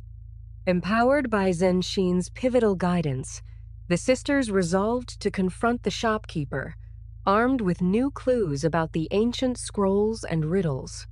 The mystery deepened, the stolen mandala tied to the deck, Silas's role emerging as a tangible threat. But in this moment of breakthrough, Alara and Leora felt the Bodhichild quicken within, a taste of transcendence that fortified their spirits. The city stirred outside, oblivious to their transformation. But for the sisters, the encounter with Zenshin had opened a door to the unborn, drawing them closer in purpose and illuminating the path ahead with unbreakable light. Chapter 5. The Shadow Weaver. In the underbelly of the city, where the neon lights flickered like dying stars and the air hung heavy with the scent of rain-soaked asphalt, Silas dwelt in shadows of his own design. His lair was no grand fortress but a sprawling penthouse atop a derelict warehouse, converted into a labyrinth of opulent deception. Velvet drapes in deep crimson-shrouded floor-to-ceiling windows, muting the outside world, while crystal chandeliers cast fractured light across walls adorned with esoteric artifacts, stolen relics from forgotten temples, twisted mandalas etched in obsidian, and mirrors that reflected not truth but distorted desires. The space was a testament to his charisma, a New Age sanctuary on the surface, with incense burners wafting sandalwood and cushions arranged for enlightenment sessions. But beneath lay the pulse of something darker, a web of illusions spun to ensnare the unwary. Silas himself was a study in contradiction, a man whose presence commanded attention yet eluded definition. Tall and lean, with silver-streaked hair tied in a neat ponytail and piercing blue eyes that seemed to hold the depths of forgotten oceans, he moved with the grace of a predator cloaked in benevolence. His attire was impeccable flowing white robes embroidered with golden threads, symbols of unity and light that masked his true allegiance to chaos.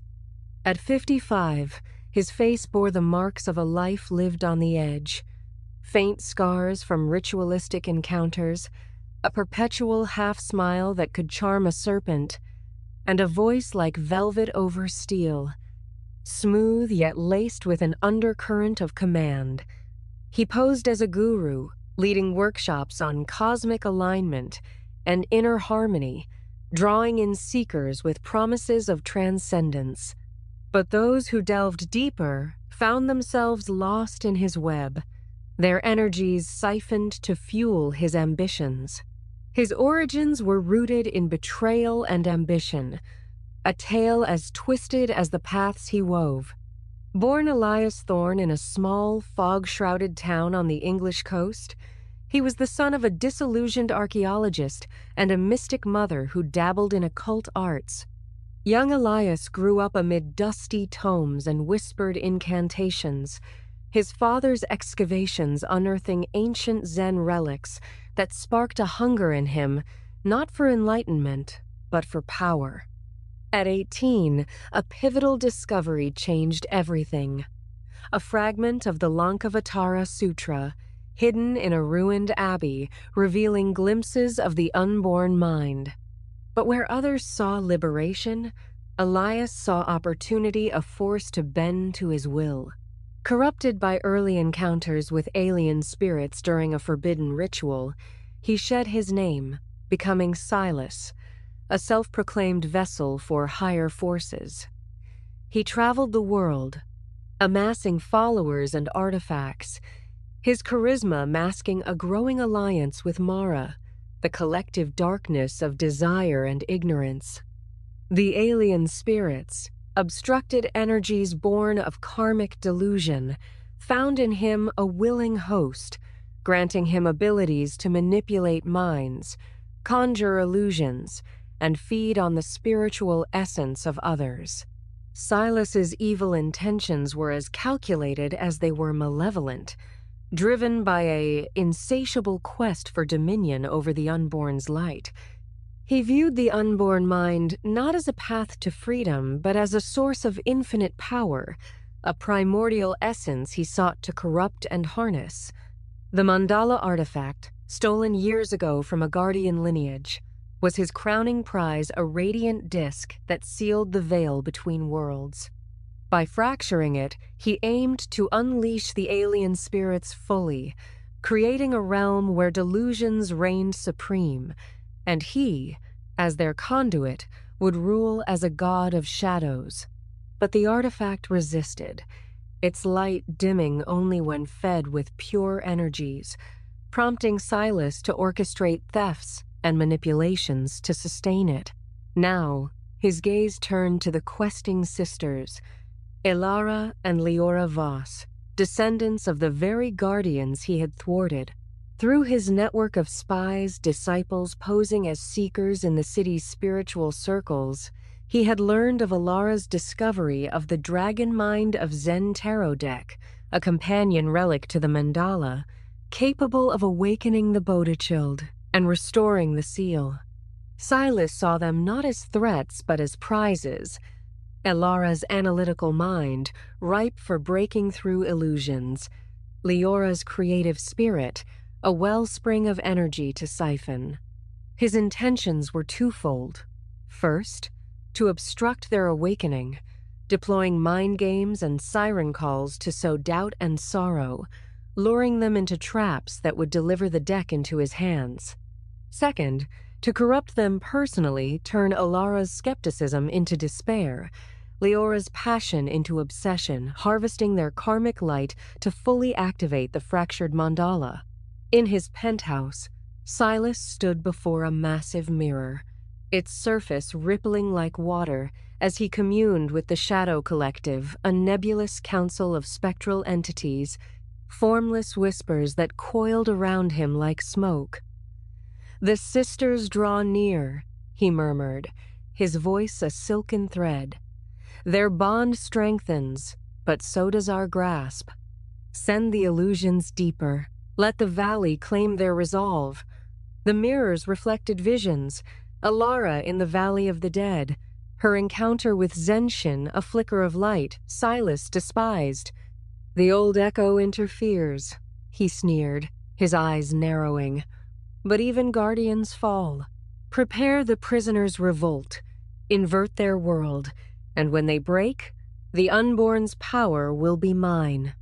His laughter echoed through the lair, a sound devoid of joy, as he traced a finger over the stolen mandala, its light flickering weakly under his touch.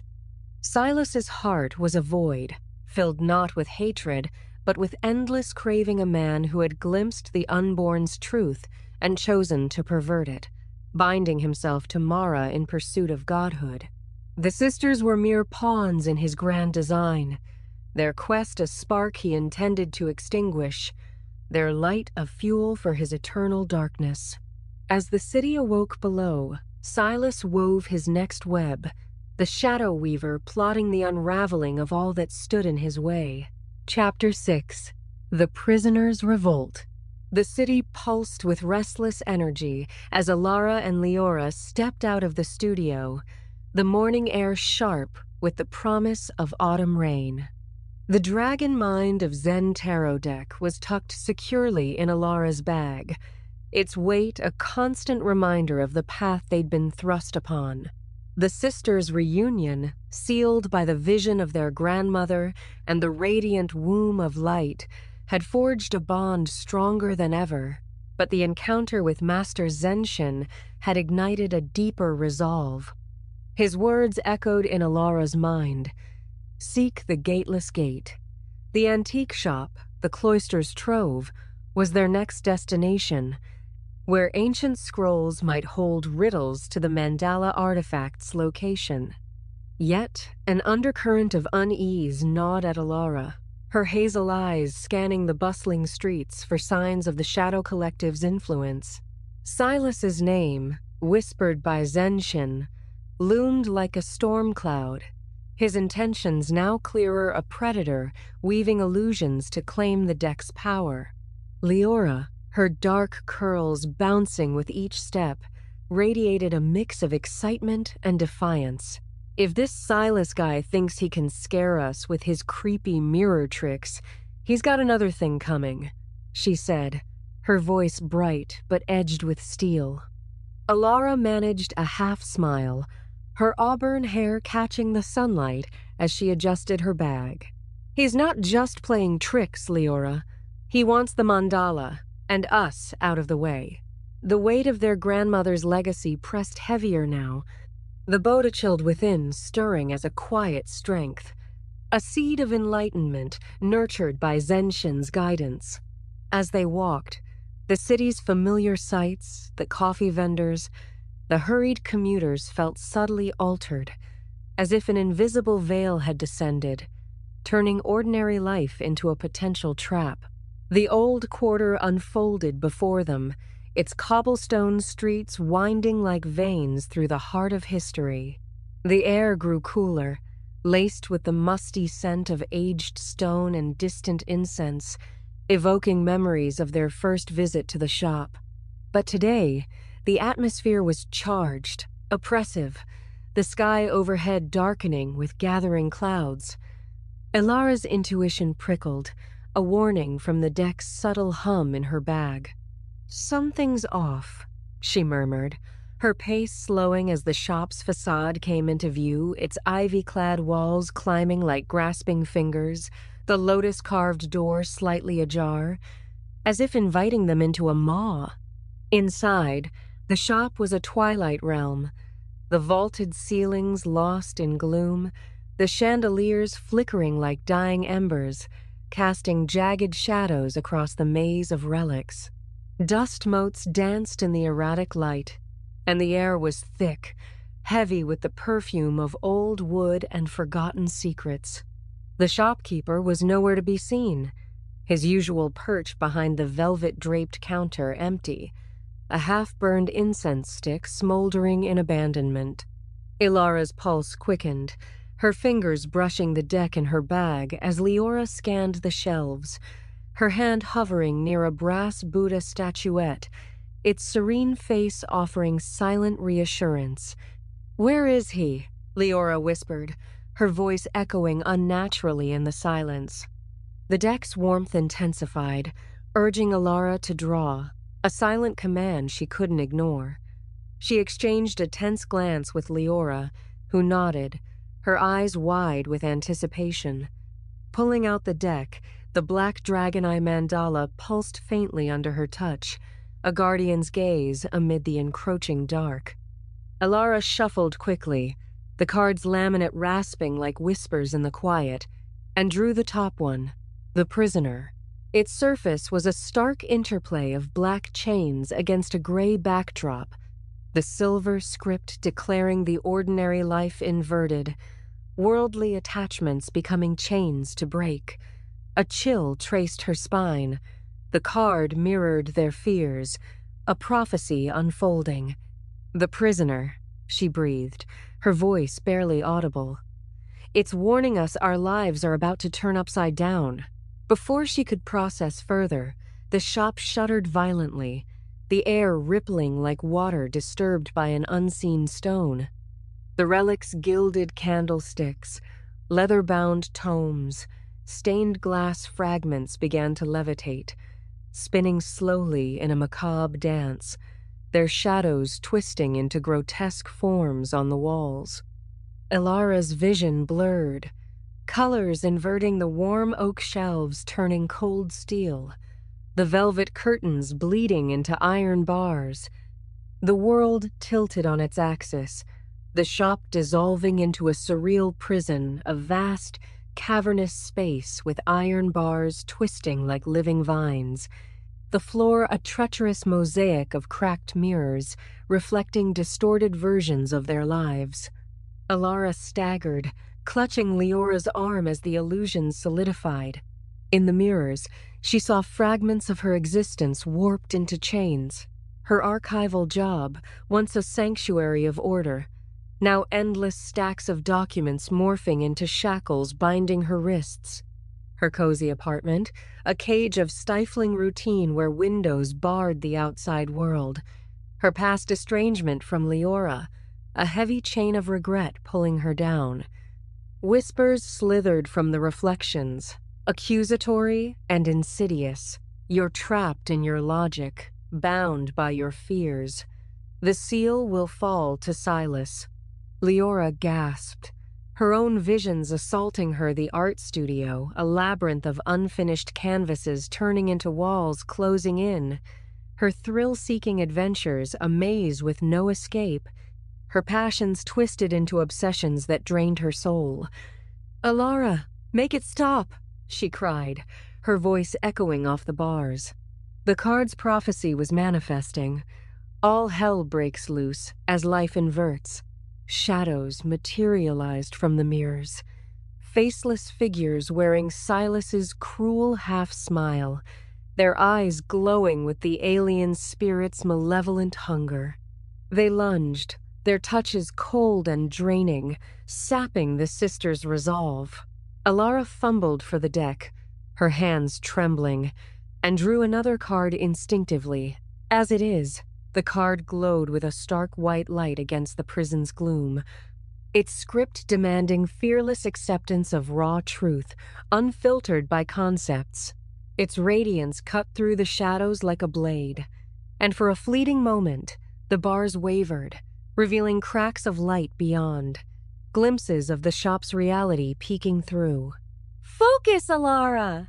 Leora shouted, grabbing her sister's arm as a shadow coiled around her leg, its icy grip pulling her toward a yawning pit in the floor, a metaphor for her life's voids. The card's truth anchored them. The prison was a construct of their own minds, attachments woven into chains by Silas's manipulations, amplified by the alien spirit's dark energy. Alara closed her eyes, recalling Zenshin's serene teachings. The power lies in your mind's focus. The Valley of the Dead is but a projection. She visualized the womb of light, the Bodhichild stirring within, a warmth spreading through her veins like liquid sun, pushing back the encroaching chill. Leora, sensing the shift, followed suit. Her artist's intuition conjuring a burst of inner light, her passions realigned as creative fire, burning away the illusions. But the revolt demanded more.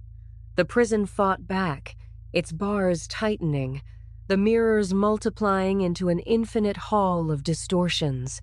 Silas's image appeared in every reflection, his silver-streaked hair gleaming under phantom light, his blue eyes cold as glacial ice, his white robes mocking purity. He stood at the prison's heart, holding the fractured mandala artifact, its light flickering weakly under his possessive touch. "You cannot escape the prisoner's chains," he taunted, his voice a silken blade slicing through the air, echoing from all directions. "Your lineage has always failed. The unborn's light will be mine to corrupt." His presence was a psychic weight, amplifying the illusions. Alara saw her job evaporate in a puff of smoke, her savings drained into nothingness. Leora witnessed her art rejected by spectral critics, her dreams crumbling into dust.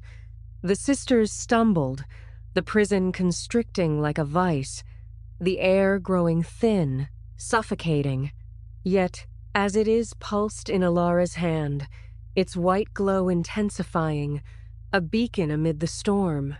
"These are lies," Alara shouted, her voice rising with newfound conviction, echoing Zenshin's wisdom. She held the card aloft, channeling its essence, accepting the raw truth of their attachments, not as unbreakable chains, but as illusions to transcend. The Bodhichild within flared, a seed of enlightenment breaking through the soil of delusion, radiating warmth that dissolved the nearest shadows. Leora, inspired, grabbed a shard of cracked mirror from the floor, wielding it like a weapon. "We're not prisoners," she yelled, smashing the shard against the bars, the impact sending cracked spiderwebbing through the illusion. Silas's image flickered, his confident smile faltering into a snarl, his form glitching like a faulty projection. Together, they focused on the truth of as it is fearlessly accepting the inversions as mere projections, their attachments as chains they could shatter with mindful resolve. Alara visualized the gateless gate, the unborn mind's entrance beyond concepts, and a surge of light erupted from within her, syncing with Leora's energy. The prison trembled, bars bending and mirrors shattering in a cascade of glass and shadow. Silas's apparition roared in frustration, the mandala in his hands cracking further, but the illusion collapsed, the shop snapping back into sharp focus with a thunderous crack. The relics settled with a clatter, the air clearing as dust swirled in the returning light. Alara and Leora stood panting, sweat beading on their brows, the deck warm in Alara's hands, the two cards, the prisoner and as it is, glowing faintly on the counter like victorious talismans. The shopkeeper was still absent, but a hidden drawer behind the counter had popped open during the chaos, revealing a yellowed scroll etched with the riddle Zenshin had mentioned. What is born yet unborn? Light in darkness? The answer dawned on Alara like a revelation, the Bodhichild, the seed of enlightenment nurtured in the womb of light. Below the riddle, faint directions hinted at a forgotten temple beneath the city, a subterranean chamber accessible through hidden passages in the old quarter. The victory was bittersweet. The prison's revolt had drained them, a taste of Silas's true power. Whispers lingered in the corners, faint echoes of his taunt. "You cannot escape forever." As they examined the scroll, a sharp knock at the shop's door startled them. Leora peered through the grimy window, her eyes narrowing. "It's Harlan," she said, relief mixing with caution. "Doctor." Harlan Reed, a friend from Alara's college days, stood outside, his lanky frame wrapped in a trench coat, raindrops glistening on his glasses. His sandy hair was disheveled, his brown eyes sharp with concern as he pushed open the door, the bell jangling discordantly. "Alara, Leora, what the hell's going on?" Harlan demanded. his voice a blend of worry and exasperation. A psychologist by trade, Harlan was a man of logic, his 40 years marked by a relentless skepticism that bordered on dogma. His angular face, softened only by a faint dimple when he smiled, was set in a frown, his analytical mind already dissecting the scene, the disarrayed relics, the sisters' pale faces, the scroll clutched in Alara's hand. "I got your text about family history, Alara, but this place looks like a crime scene, and you two look like you've seen ghosts." Alara hesitated, the deck's warmth urging her to trust him. Harlan had been her confidant in college, always ready to debate her over late-night coffee, his rationalism a counterpoint to her occasional flights of fancy. He'd drifted from Leora's orbit after their estrangement, but his loyalty to Alara had remained, tempered by a scientist's need for proof. "It's complicated," Alara began, then poured out the story, the deck, the visions, Zenshin's guidance, Silas's illusions. Leora chimed in, describing the prison's chains and the mirror's distortions, her voice vibrant with conviction. Harlan's brow furrowed, his skepticism palpable, but his eyes flicked to the cards on the counter, curiosity flickering beneath his doubt. "You're telling me a tarot deck is conjuring supernatural prisons?" he asked, adjusting his glasses, his tone laced with disbelief. But as Alara handed him, "As it is," its glow pulsed faintly, and a flicker of something recognition crossed his face. "Okay," he said slowly, "I don't buy the mysticism, but I've seen you two in distress before, and this is different. If there's a con artist like this Silas guy involved, I'm in to figure out what's real." His pragmatism was a lifeline, grounding the sisters even as his skepticism challenged their newfound faith in the unborn.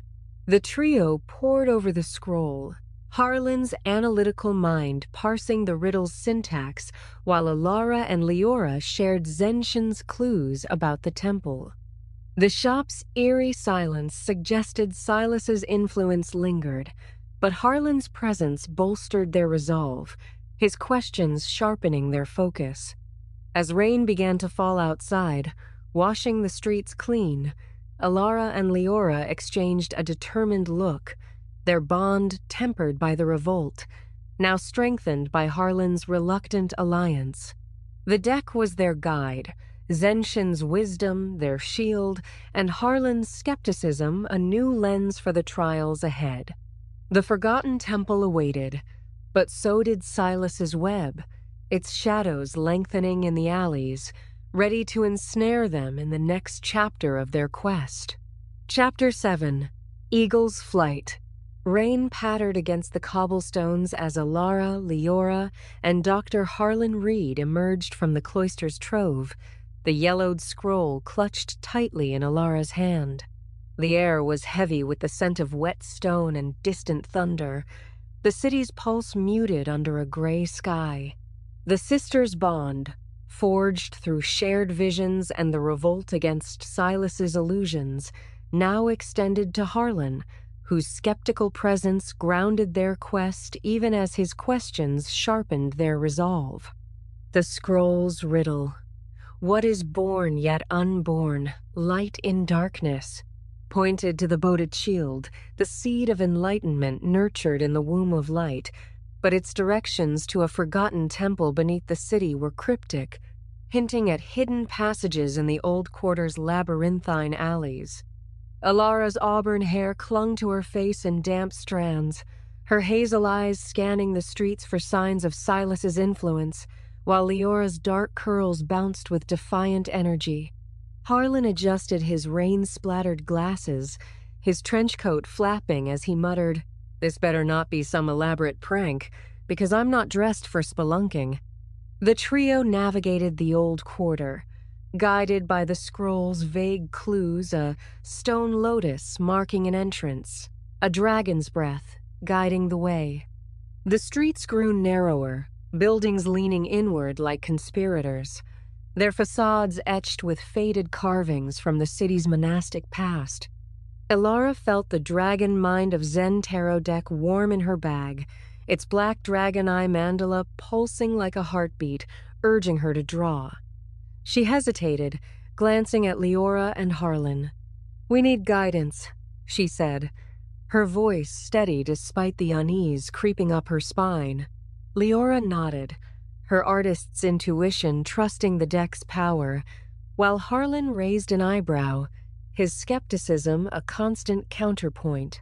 "Fine," he said, "but if this thing conjures another haunted prison, I'm out." In a shadowed alley, under the overhang of a crumbling archway, Ilara drew a card, like an eagle. Its surface shimmered with a deep azure hue, silver script evoking a detached mind soaring with the Dharma eye, detecting demons in silent compassion. The card's energy felt liberating, a call to rise above the illusions that had chained them. As Ilara held it, a faint breeze stirred, carrying a whisper of Zenshin's voice. "Soar, child, and see." She closed her eyes, focusing on the Bodhichild within, and felt a lightness, as if her spirit were unfurling wings. "It's about perspective," she murmured. "We need to see clearly, beyond Silas's tricks. Mind games," Harlan quipped, but his tone held a hint of intrigue, his rational mind grappling with the card's palpable energy. Before she could draw another card, the alley pulsed, a subtle vibration humming through the ground, the rain-slicked walls seeming to breathe. The air crackled with energy, and a vision swept over them, shared this time by Leora and Harlan, who gasped as the world transformed. They stood on a cliff's edge in a vibrant realm, a vast sky stretching endlessly above, its blues deepening into cosmic indigo streaked with ethereal clouds. Below, a cityscape shimmered not their city, but a mindscape of towering spires and swirling mists, where shadows moved with predatory grace, coiling like serpents through the alleys. The card's promise manifested. They were eagles, soaring with heightened awareness, their Dharma eyes piercing the veil to reveal hidden truths. Ilara saw the old quarter from above, its alleys forming a labyrinth that converged on a hidden plaza where a stone lotus statue marked the temple's entrance. But shadows coiled below alien spirits, their forms fluid and menacing, guarding the path with whispers that echoed in her mind like distant thunder. Leora's voice trembled with awe. "This is incredible, like flying through a dream." Ilara focused, channeling the card's energy, and felt her mind detach, soaring higher. The Dharma eye revealed Silas's minions, spectral entities masquerading as street vendors, loiterers, even stray dogs, their eyes glowing with malevolent intent. "They're watching us," she whispered, her vision sharpening to detect their demonic essence. A silent compassion urging her to act without hatred. Harlan, his face pale but eyes wide with reluctant fascination, gripped an imaginary ledge, his logical world upended. Dream or not, those shadows look real enough to bite. If this is hypnosis or some collective hallucination. His words trailed off, the vision's vividness challenging his skepticism, a crack forming in his rational armor. The vision guided them to the plaza, a forgotten square hidden behind a derelict church, its cobblestones overgrown with moss, the air thick with the scent of earth and decay. The stone lotus stood weathered but majestic, its petals carved with dragon motifs that seemed to writhe in the dim light, a faint hum emanating from its base like a dormant heartbeat.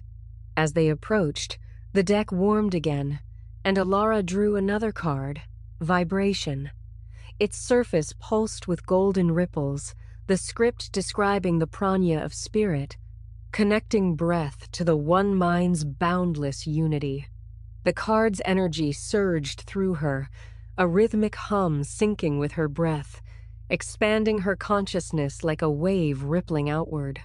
Leora and Harlan felt it too, their breaths aligning involuntarily, a shared resonance that strengthened their bond, weaving their energies into a harmonious whole. "It's like we're one," Leora said, her eyes wide with wonder, her hand pressing to her chest where the Bodhichild stirred. The lotus statue vibrated in response, a low frequency that resonated through their bones, a hidden panel sliding open with a groan of ancient stone, revealing a stone staircase descending into darkness.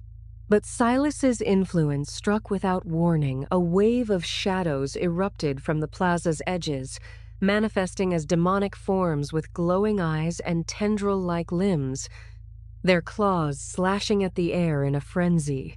The alien spirits howled, a chilling chorus that echoed off the surrounding buildings, their presence a psychic assault designed to shatter resolve. Elara clutched vibration, its energy guiding her to breathe deeply, connecting to the prana flow that linked all things. "Focus on the one mind," she urged, her voice cutting through the din like a clarion call. The trio stood in a circle, their breaths synchronized, and a golden light flared around them, a protective barrier of unified spirit that repelled the demons.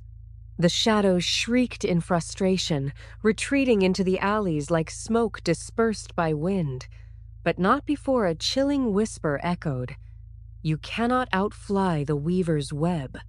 The staircase beckoned, its depths lit by faint phosphorescent markings, dragon scales etched into the walls, pulsing like the deck's mandala, casting an otherworldly glow that danced across the damp stone. As they descended, the air grew cooler, laden with the musty scent of centuries-old earth and faint incense, each step echoing like a heartbeat in the confined space. Harlan's flashlight beam cut through the gloom, revealing carvings of ancient Chan symbols, lotuses blooming from voids, dragons coiling around imageless voids, whispering tales of the unborn mind. "This place is older than the city," he murmured, his skepticism yielding to awe, his fingers tracing a symbol that hummed under his touch. The temple's entrance loomed at the bottom, a carved archway inscribed with the same riddle, "What is born yet unborn, light in darkness." Elara answered aloud, "The Bodhichild," her voice resonant with conviction, and the archway glowed with a soft, inner light, granting passage as if recognizing a true guardian. The door ground open, releasing a rush of stale air tinged with the faint, ethereal scent of lotus blossoms, a paradox in the subterranean chill. Inside, the temple was a subterranean marvel, its ambiance heightening the mystic tension to a palpable thrum. Vaulted ceilings arched high, lost in shadows that seemed to breathe, adorned with ancient mandalas that glowed faintly, their intricate patterns pulsing like living veins of light, casting ethereal hues of gold and indigo across the chamber. The walls were alive with carvings, dragons entwined in eternal dance, Buddhas in meditative repose, their eyes seeming to follow the intruders with silent judgment.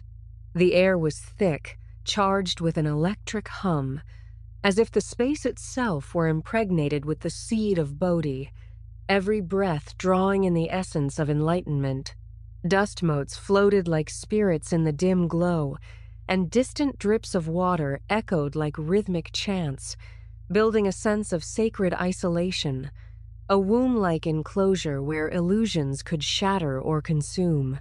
Yet, the tension-coiled, tighter shadows lingered in the corners, not mere absence of light, but sentient presences, whispering doubts that slithered into the mind.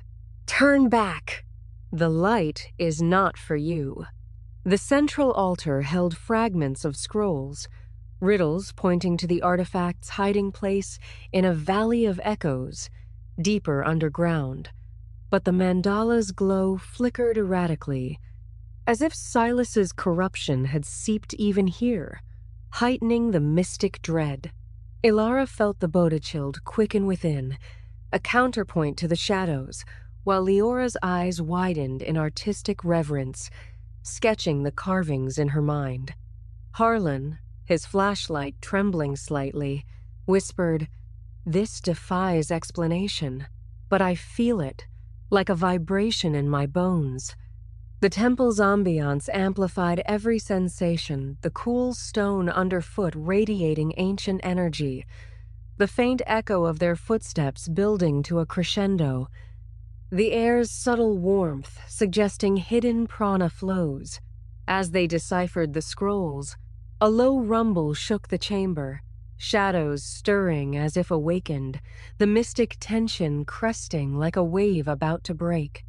Silas's web tightened, but the eagle's flight had elevated them, their dharma eyes open, ready to detect and transcend the demons ahead.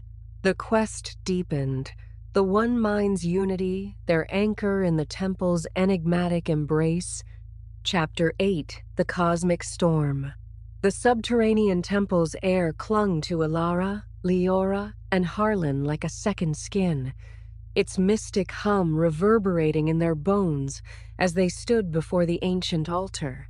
The mandala carvings on the walls pulsed faintly, their golden and indigo light casting an ethereal glow over the fragmented scrolls, each inscribed with riddles pointing to a valley of echoes where the stolen mandala artifact lay hidden. The temple's ambiance, its living shadows, the lotus-scented air, the rhythmic drip of unseen water had heightened their senses, the Bodhichild within stirring like a seed ready to bloom. The scroll's latest clue, Seek the Valley, where echoes sing the unborn song, suggested a deeper passage, a concealed tunnel behind the altar, but the temple's oppressive energy hinted at Silas's lingering influence, a subtle corruption seeping through the stone like ink in water.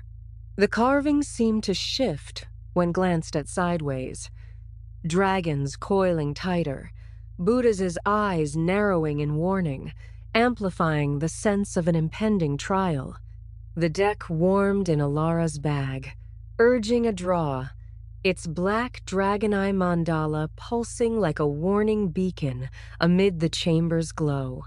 She exchanged a glance with Leora and Harlan, their shared resolve a silent pact forged in the temple's sacred isolation. "We need clarity," Ilara said, her voice steady despite the mystic tension coiling around them, the air growing thicker, almost resistant to movement. Leora nodded, her expression fierce with determination, while Harlan sighed. "If this deck pulls us into another nightmare, I'm billing you for therapy." His attempt at humor fell flat, his flashlight beam jittering across the scrolls, betraying a nervousness that his rational facade couldn't fully mask. Ilara shuffled, the cards laminate whispering in the quiet, each slide echoing off the walls like distant thunder, and drew. The cosmic battle. Its surface swirled with chaotic reds and blacks, silver script evoking an internal war against delusion, fought in the wasteland of the skandha's form, sensation, perception, mental formations, and consciousness. The card's energy felt volatile, a storm contained in laminate, ready to unleash. The card's power hit like a thunderclap, the temple shuddering as if struck by an unseen force, the mandalas flaring violently, their light fracturing into jagged beams that danced across the chamber like lightning. The air crackled with static, raising hairs on their arms, the scent of ozone mingling with the lotus incense in a disorienting blend. A vision seized them. Shared in an instant, the temple's stone walls dissolved into swirling mist, replaced by a desolate wasteland under a roiling sky, where storm clouds churned with crimson lightning, and the ground was a cracked expanse of ash and bone, stretching endlessly in all directions. The cosmic battle unfolded before them, a tempest of the mind where delusions fought to dominate, the wind howling with voices of doubt and desire, whipping up dust devils that stung like accusations.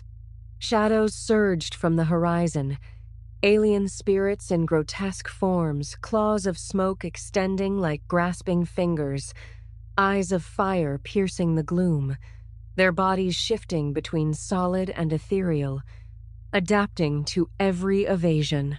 Led by Silas's spectral silhouette, his white robes stained with the wasteland's soot, his blue eyes gleaming with malevolent intent, the entities advanced like a tidal wave of darkness. The ground trembled under their approach, fissures opening to reveal abyssal voids that whispered temptations, pulling at the edges of their sanity. Alara's heart pounded, the card's truth anchoring her amid the chaos. This was a battle within, the skandhas weaving illusions to trap them. Each spirit, embodying a facet of delusion, forms twisting into past regrets that clawed at her resolve, sensations of fear and desire igniting phantom pains, perceptions of failure distorting their surroundings into inescapable traps. "It's our minds they're attacking," Alara shouted over the storm's roar, her grip on the cosmic battle tightening as wind buffeted them, carrying the acrid scent of burning ash. Leora's voice cut through, fierce and clear. "Then we fight back with the unborn." Her stance was defiant, her body braced against the gale, drawing strength from the Bodhichild's inner glow. Harlan, his trench coat whipping like a flag in surrender, clutched the scroll, his voice trembling but resolute. "This isn't science, but I'm not running." The shadows lunged closer, their howls blending into a cacophony that mimicked personal demons. Alara heard echoes of her mother's disapproval, Leora the mocking laughter of lost lovers, Harlan the disdainful critiques of his peers. The wasteland's sky darkened further, lightning forking in patterns that mimicked the fractured mandala in Silas's hands, its corrupted light fueling the assault. The deck warmed again, a beacon in the turmoil, urging another draw. Alara pulled darkness, its surface a void of inky black that seemed to absorb the storm's light, the script warning of times of great lies and misdirection, where Mara's shadows obscure the path. The card intensified the storm, the wasteland plunging into near-total gloom, visibility reduced to flashes of crimson lightning that illuminated the advancing horrors. Silas's voice boomed from the darkness, a thunderous decree. "You cannot withstand the storm. Your light is too frail, your bonds too weak." His fractured mandala appeared in his hands, its light pulsing erratically, casting grotesque silhouettes that danced across the cracked ground, feeding the shadows with bursts of tainted energy. The alien spirits morphed into familiar faces, their features contorted in agony. Alara's mother, stern and judgmental, reaching with clawed hands. Leora's ex-lover, a source of past pain, whispering seductions laced with venom. Harlan's old mentor, dismissing his theories with a laugh that echoed like shattering glass. The delusion struck deep, threatening to unravel their resolve. The skandhas manifesting as physical barriers, walls of form blocking their path, waves of sensation overwhelming their senses, perceptions twisting the wasteland into a maze of mirrors. But Zenshin's teachings echoed in Alara's mind, like a steady mantra amid the chaos. The power lies in your mind's focus. She visualized the womb of light, the Bodhichild flaring within, its radiance cutting through the storm's darkness like a lighthouse beam, illuminating the illusion's fragility. "These are lies," she cried, holding darkness aloft, its void absorbing the shadow's energy, revealing their falsity as mere projections born of Mara's deceit. The card's power surged, a black hole that drew in the crimson lightning, neutralizing its fury. Leora, inspired, channeled her creative fire, her voice rising in a defiant chant. "We see you, Mara! Your shadows hold no power!" Her passion ignited a spark within, the Bodhichild responding with a burst of inner light that repelled a lunging spirit, its form dissolving into wisps of smoke. Harlan, his analytical mind stretched to its limits, clutched the cosmic battle, muttering through gritted teeth. "If this is a war of perception, I'll analyze it to death." He dissected the illusions with logic, questioning their consistency, the face's inconsistencies, the shadow's impossible movements weakening their hold as his doubt turned to defiance. The wasteland trembled under their combined will, the storm's fury peaking as Silas's form loomed larger, his mandala radiating dark energy in pulsing waves that warped the ground into quagmires of delusion. "You're nothing without your deck," he sneered, raising a hand to summon a vortex of shadows, a swirling maelstrom of skandhas that threatened to engulf them. Pulling at their senses with visions of utter failure, the mandala lost forever, their lineage erased, the unborn corrupted. But Alara, guided by the Dharma eye from like an eagle, saw through the deception the vortex was a mind game, a skandha of consciousness meant to trap them in eternal fear, its edges fraying under scrutiny. She breathed deeply, syncing with Leora and Harlan, their prana uniting as in the temple's vibration, a harmonious force that resonated through the wasteland. A golden light erupted from their circle, a unified manifestation of the one mind, shattering the vortex in a burst of brilliance that lit the storm like a supernova. Silas's apparition roared in frustration, his mandala cracking further with a resonant snap, shards of tainted light scattering like dying stars. The shadows recoiled, their forms wavering and dissipating, the wasteland's sky clearing to reveal a faint, starry expanse, the unborn's timeless void peeking through. The vision collapsed with a final thunderous clap, the temple snapping back into sharp focus, its mandalas glowing steadily now, as if purified by their victory, the air lighter, the lotus scent fresher. The trio stood panting, sweat mingling with the temple's damp air, the cards the cosmic battle and darkness, glowing faintly on the altar like victorious embers. The scrolls revealed more upon closer inspection. A map etched in dragon-scale patterns, leading to a valley of echoes, accessible through a hidden passage behind the altar, a narrow tunnel descending further into the earth's embrace. But Silas's whisper lingered in the chamber's echoes. The storm is not over. It rages within.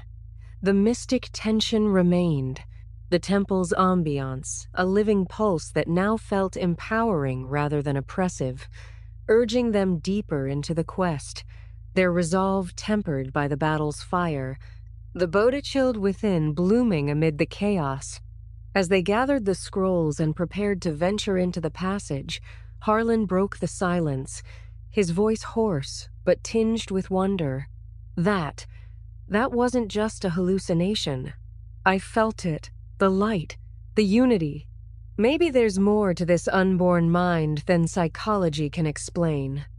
Leora smiled, clapping him on the back, while Alara felt a surge of gratitude for their alliance. The cosmic storm had tested them, but in its fury, they had found strength. The one mind's boundless unity, a shield against the delusions ahead. The Valley of Echoes awaited, its secrets calling like distant thunder, the quest evolving from survival to transcendence. Interlude, Whispers from the Void.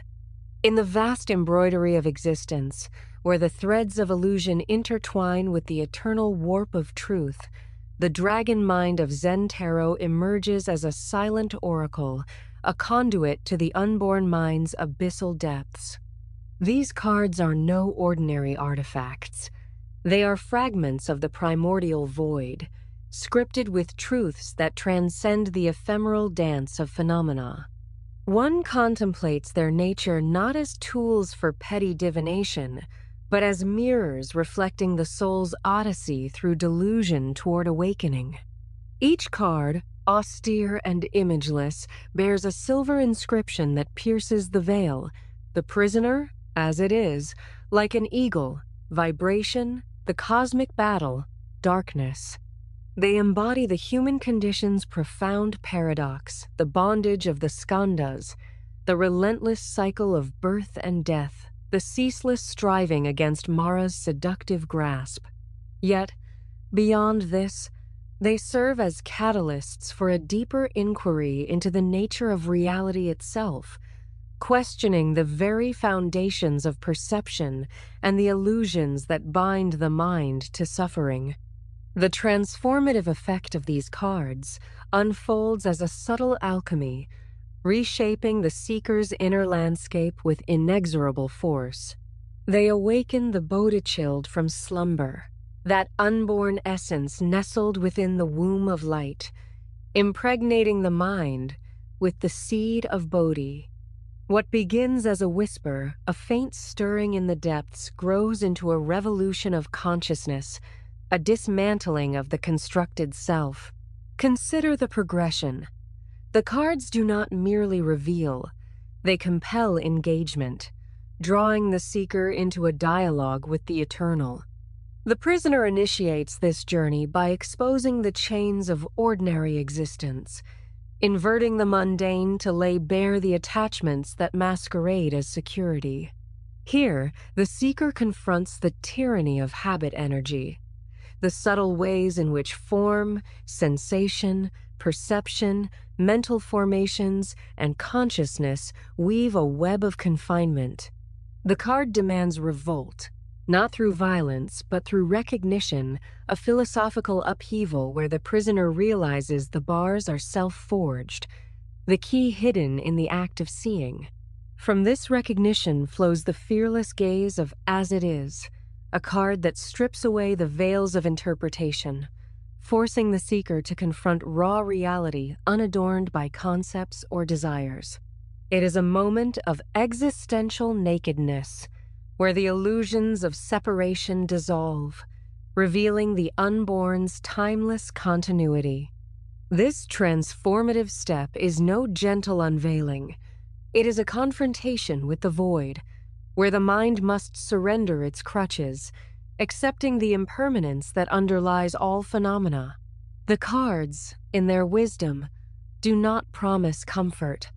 They offer liberation through discomfort, echoing the ancient insight that suffering arises from clinging and freedom from release. Elevation follows in like an eagle, where the mind detaches and soars, transcending the fray of delusions. This card embodies the philosophical ideal of perspective, the Dharma eye surveying the wasteland below with compassionate clarity. Demons, those projections of inner turmoil, are detected not as eternal enemies, but as transient echoes, to be observed without entanglement. The transformation here is one of integration, the seeker rising above dualities to glimpse the non-dual essence of the unborn. It invites a reevaluation of existence. What if the battles we wage are but shadows on the cave wall, and true sight lies in the flight beyond? The rhythmic pulse of vibration extends this ascent, connecting breath to the one mind's boundless unity. Here, the cards delve into the interconnectedness of all things, the prana as a philosophical bridge between the individual and the universal. Transformation manifests as harmony, the discordant elements of the self aligning in a symphony where separation is revealed as illusion. This card challenges the seeker to embody the flow, to recognize that isolation is a fiction, and unity, the underlying reality, a profound shift from fragmentation to wholeness. Yet, the deepest alchemy occurs in conflict, as the cosmic battle ignites the internal war within the skandha's desolate plane. Delusions clash against the light of recollection, the seeker thrust into a wasteland where form dissolves into chaos, sensation overwhelms, and perception deceives. Mara, that collective force of craving and ignorance, finds embodiment in figures like Silas, whose shadow weaves webs of deceit, craving dominion over the unborn's purity. The cards expose this mockery, transforming the seeker from victim to warrior, forging resilience in the crucible of storm. It is a philosophical crucible, questioning the nature of evil. Is Mara external, or the mind's own creation? The battle affirms that true victory lies not in destruction, but in transcendence, the light prevailing through non-resistance. In darkness, the nadir arrives, plunging into the abyss of lies and misdirection. Times of great deception obscure the path, yet the cards reveal that such voids are fertile, the womb preceding dawn. Transformation blooms from this obscurity, the acceptance that darkness is not absence but potential, the necessary eclipse for enlightenment's rebirth. The seeker emerges altered, illusions shattered like fragile vessels, the Bodhichild fully awakened as the true nature, eternal, undivided, beyond birth and death. What has transpired through these cards is a profound metamorphosis. Illusions shatter like fragile glass. The Bodhichild emerges as the seeker's true nature, eternal and undivided. They do not offer solace, but demand surrender, their effect a philosophical upheaval that dismantles the ego's fortress, rebuilding it upon the unborn's imageless foundation. In this anonymous contemplation, the cards stand as eternal witnesses, whispering that transformation is not conquest, but recollection, the mind's return to its primordial essence, where light triumphs not by force, but by the simple act of being. They challenge the seeker to question, is reality a fixed edifice, or a fluid dream shaped by focus? The unborn mind, through these fragments of void, affirms the latter, inviting an endless inquiry into the nature of self and cosmos, where every draw is a step deeper into the mystery, every revelation a dismantling of the known. This interlude in the quest reveals the cards' true potency. They are not passive guides, but active agents of change, mirroring the philosophical pursuit of truth amid deception. The seeker, once entangled in samsara's net, now glimpses nirvana's shore, the Bodhichild a beacon in the storm. Yet, the journey persists, for the unborn's whisper is infinite, the void's depths unending, calling forth an eternal awakening. Chapter 9, Mirror of Truth. The Valley of Echoes, hinted at in the temple's scrolls, proved to be a labyrinthine network of subterranean passages that twisted deeper into the earth's embrace, the air growing denser with each descending step. The golden light from the mandalas had faded behind them, replaced by the beam of Harlan's flashlight cutting through the gloom, illuminating walls slick with moisture and etched with faint. Archaic symbols, mirrors of ancient wisdom long forgotten.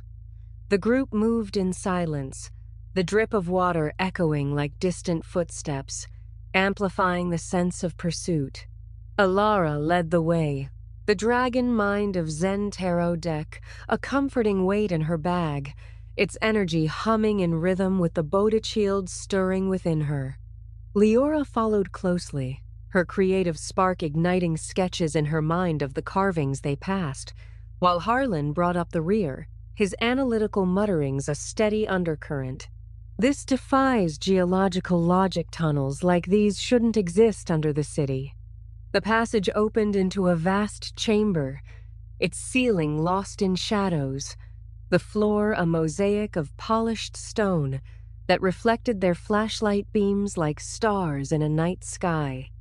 At the center stood a hall of mirrors, towering panels of ancient glass framed in ornate bronze, their surfaces rippling faintly as if alive. The air here was charged, heavy with a psychic residue that made the skin prickle, the echoes of their breaths multiplying into a chorus. The scrolls had warned of this place, the auspicious mirror where truths inverted, revealing the sleeping giant within. Ilara's intuition flared, the deck warming urgently. "This is it," she whispered, her voice multiplying in the chamber. "The mirror of truth." As they approached, the mirrors shimmered, and Ilara drew a card. An auspicious mirror. Its surface gleamed with inverted lights, the script evoking reflections of true nature, revealing the sleeping giant within through inversions of light.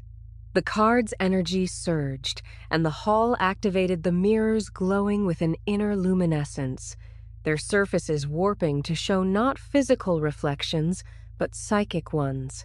Ilara stared into the nearest panel, her image distorting into a colossal figure, a sleeping giant of her potential self, strong, awakened, yet dormant beneath layers of doubt and attachment.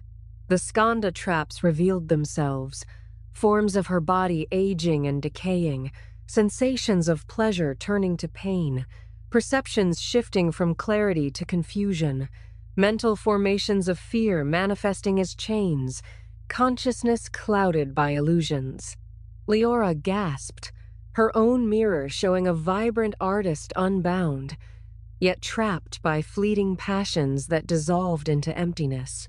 Harlan, ever the skeptic, approached warily, his reflection fracturing into versions of himself, the rational scientist dismissing the supernatural, yet haunted by unspoken regrets, his mind a battlefield of logic versus the inexplicable.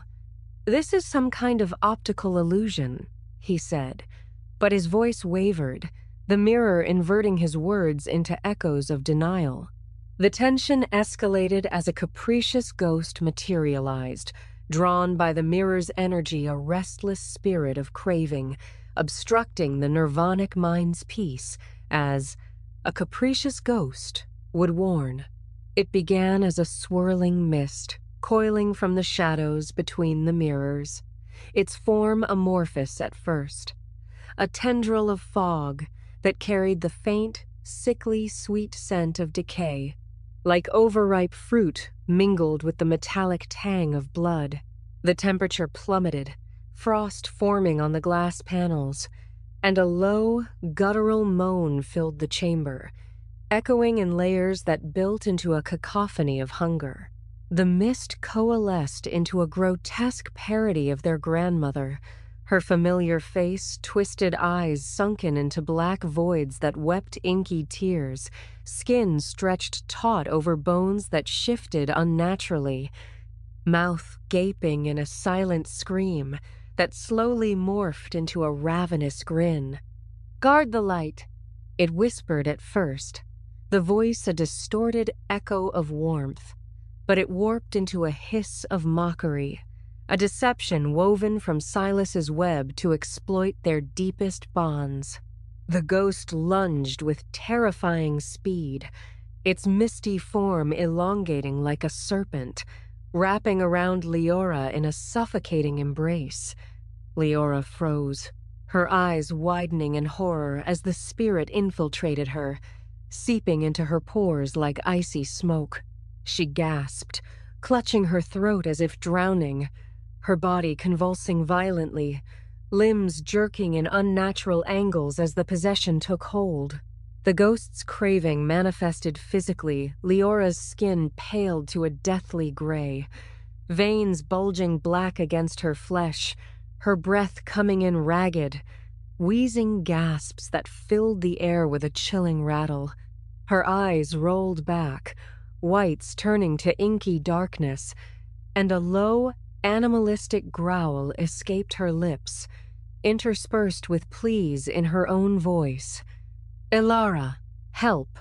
It's hungry." The spirit fed on her attachment, twisting her love for art into a voracious need, her hands clawing at the air as if grasping for phantom canvases that dissolved into dust. Ilara's heart hammered in terror, the deck guiding her to draw again. A capricious ghost. The card revealed the spirit's nature, a manifestation of unresolved karma, a trap of attachment that must be met with reverence for the unborn. But as Ilara struggled to free her sister, the ghost's horrific suffocation intensified. Leora's body arched backward, bones cracking audibly in the silence, her chest heaving as if an invisible weight crushed her lungs, forcing out strangled cries that echoed infinitely in the mirrors. The ghost's form bulged beneath her skin, rippling like something alive trying to burst free, whispers emanating from her mouth in a chorus of voices. "More, give me more. The light, the love." Harlan backed away, his flashlight trembling. "This isn't possible," he stammered, but the reality was undeniable. The ghost was suffocating Leora from within, feeding on her life force, her face contorting in agony as veins pulsed with dark energy. Zenshin's teachings echoed in Ilara's mind. The power lies in your mind's focus. She confronted the possessed Leora, not with force but compassion, reciting the unborn's mantra. What the mind focuses on determines its reality. But the ghost resisted, Leora's body lurching forward, hands outstretched like claws, nails elongating unnaturally as they raked the air inches from Ilara's face. Harlan joined in, his voice steadying as he analyzed the ghost's patterns. It's feeding on emotion, starve it with detachment. Yet, the struggle was harrowing. Leora collapsed to her knees, gasping, foam flecking her lips, her body racked with spasms as the spirit's craving manifested as a choking void, her throat constricting visibly, breaths reduced to desperate wheezes. The hall amplified the confrontation, mirrors inverting the scene into infinite loops, the ghost's energy multiplying, reflections showing Leora dying over and over in grotesque tableau. Ilara held firm, visualizing the womb of light, the Bodhichild radiating purity. A surge of energy flowed from her, enveloping Leora in a golden glow that clashed with the ghost's darkness. The spirit shrieked, a piercing wail that shattered a mirror into shards, its form distorting in the remaining panels, revealing its true nature as a capricious echo of past guardians' failures, drawn by Silas to obstruct them, its craving a bottomless pit born of unresolved karma.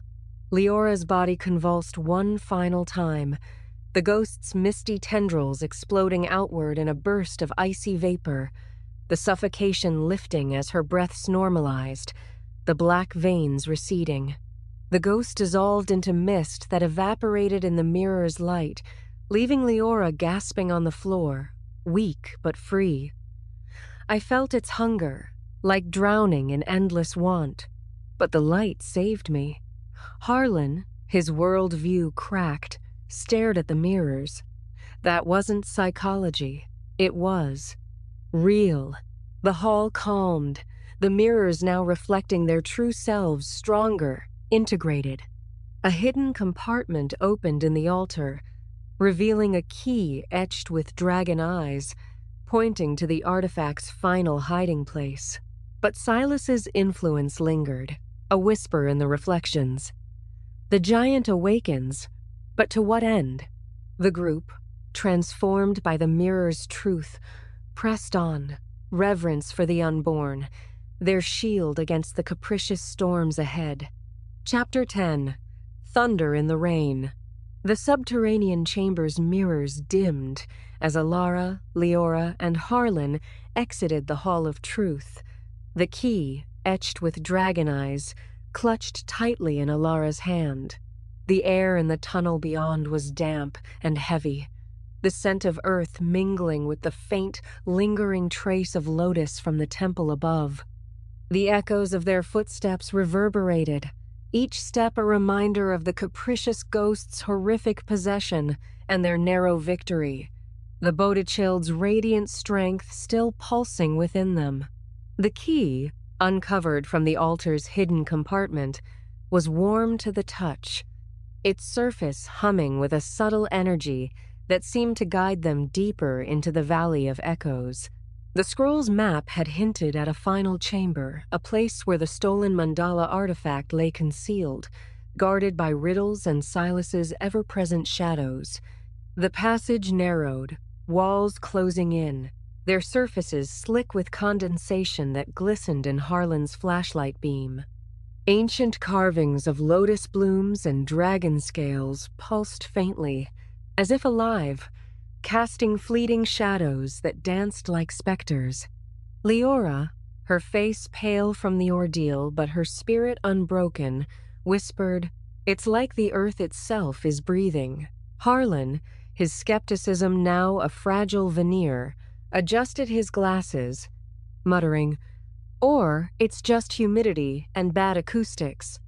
But his voice lacked conviction, the temple's mystic tension having cracked his rational armor. Alara led the way, the Dragon Mind of Zen tarot deck in her bag a constant anchor, its black dragon eye mandala seeming to watch their path, urging vigilance against the encroaching darkness. Rain seeped through unseen cracks above, dripping in rhythmic patterns that echoed the scroll's clue. "Seek the valley where echoes sing the unborn song." The sound grew louder, a chorus of droplets that built into a distant rumble, like thunder trapped underground, resonating with the cavern's stone walls. The tunnel opened into a vast chamber, its ceiling a jagged dome of stalactites, glistening like teeth in the dim light.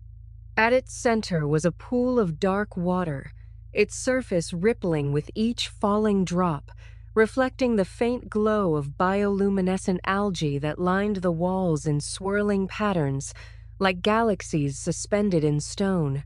The chamber felt alive, its ambiance charged with an electric hum, the air vibrating with the promise of revelation or peril. Carved into the stone above the pool was the familiar riddle. What is born yet unborn? Light in darkness. Ilara's answer, the Bodhichild, had opened the last gate, but this chamber demanded a deeper reckoning, a confrontation with the fleeting and the eternal that pulsed in the very air they breathed. The deck warmed, its energy syncing with the cavern's pulse, urging a draw with an insistence that felt like a summons. Ilara, her fingers trembling from the weight of their journey, shuffled the cards, the laminate rasping like whispers in the quiet, and drew thunder on a drop of rain. The card's surface shimmered with silver streaks against a stormy gray, the script evoking a fleeting moment of insight, shattering ignorance with sudden clarity, like thunder illuminating a single raindrop in a tempest.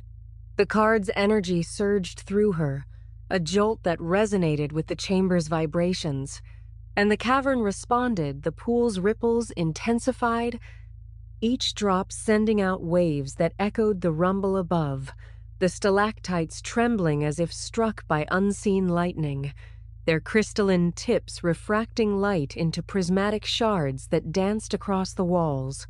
A vision seized them, shared across their unified consciousness, the Bodhichild within amplifying the connection, as if their minds had merged into a single vessel. They stood in a rain-soaked realm, a vast plain under a sky torn by jagged lightning, where each raindrop carried a fleeting glimpse of truth, suspended in time before shattering on the ground. Thunder roared, not as mere sound, but as insight, a sonic wave that shattered the illusions clinging to their minds like cobwebs. The vision unfolded with relentless clarity, revealing generations of ignorance ancestors repeating cycles of craving, their lives flashing like droplets, each extinguished before enlightenment could take root. Alara saw her grandmother's fierce determination, guarding the mandala only to falter under the weight of doubt, her hands trembling as shadows closed in. Leora glimpsed her own reckless pursuits, fleeting sparks of passion drowned in sorrow, each artistic endeavor a raindrop that evaporated before blooming into truth. Harlan witnessed his rigid logic, a fortress of skepticism that barred the unborn's light, his intellectual pride a chain that bound him to ignorance. The card's thunder illuminated these cycles, each revelation a bolt of clarity that pierced the heart. Alara felt the weight of her ancestors' failures, not as condemnation, but as a call to transcend their struggles, a foundation for her own awakening. Leora's vision deepened, revealing her art as a potential conduit for the unborn, each stroke a drop of rain that could carry eternal truth if guided by mindfulness. Harlan's insight was the most startling. His rationality, once a shield, was exposed as a skanda of perception, distorting reality into fragments when wholeness was the goal. The thunder's revelations were fleeting, each insight vanishing like a raindrop, yet they left an indelible mark, a challenge to seize the moment, to break the cycle before ignorance reclaimed them. But the storm turned menacing, Silas's influence weaving through the vision like a poison. Shadows rose from the rain, alien spirits coalescing into forms that mimicked past guardians, their faces twisted with failure, their eyes hollow voids that wept black ichor. "You too will fall," they whispered, their voices a chilling chorus that merged with the thunder. "The light is fleeting, your resolve a drop in the storm." The pool in the cavern churned violently, its surface now a turbulent mirror reflecting Silas's silhouette, his silver-streaked hair gleaming under phantom lightning, his fractured mandala pulsing with dark energy that rippled outward, distorting the chamber's glow into grotesque patterns. Alara drew another card, her resolve unwavering despite the mounting dread. A timeless lesson. Its surface glowed with a serene gold, the script evoking the eternal smile of the Buddha, teaching liberation through generations of ignorance, a lesson that transcended time itself. The card's energy clashed with the storm, a radiant counterpoint that calmed the cavern's vibrations, the pool's surface smoothing momentarily to reflect a golden light. A vision unfolded, vast and profound, revealing the Buddha's serene countenance smiling through the rain, his presence an anchor amid the tempest. The vision stretched across centuries, unveiling a lineage of light through the darkness, ancient Chan masters reciting koans under monsoon skies, their words echoing the unborn's truth.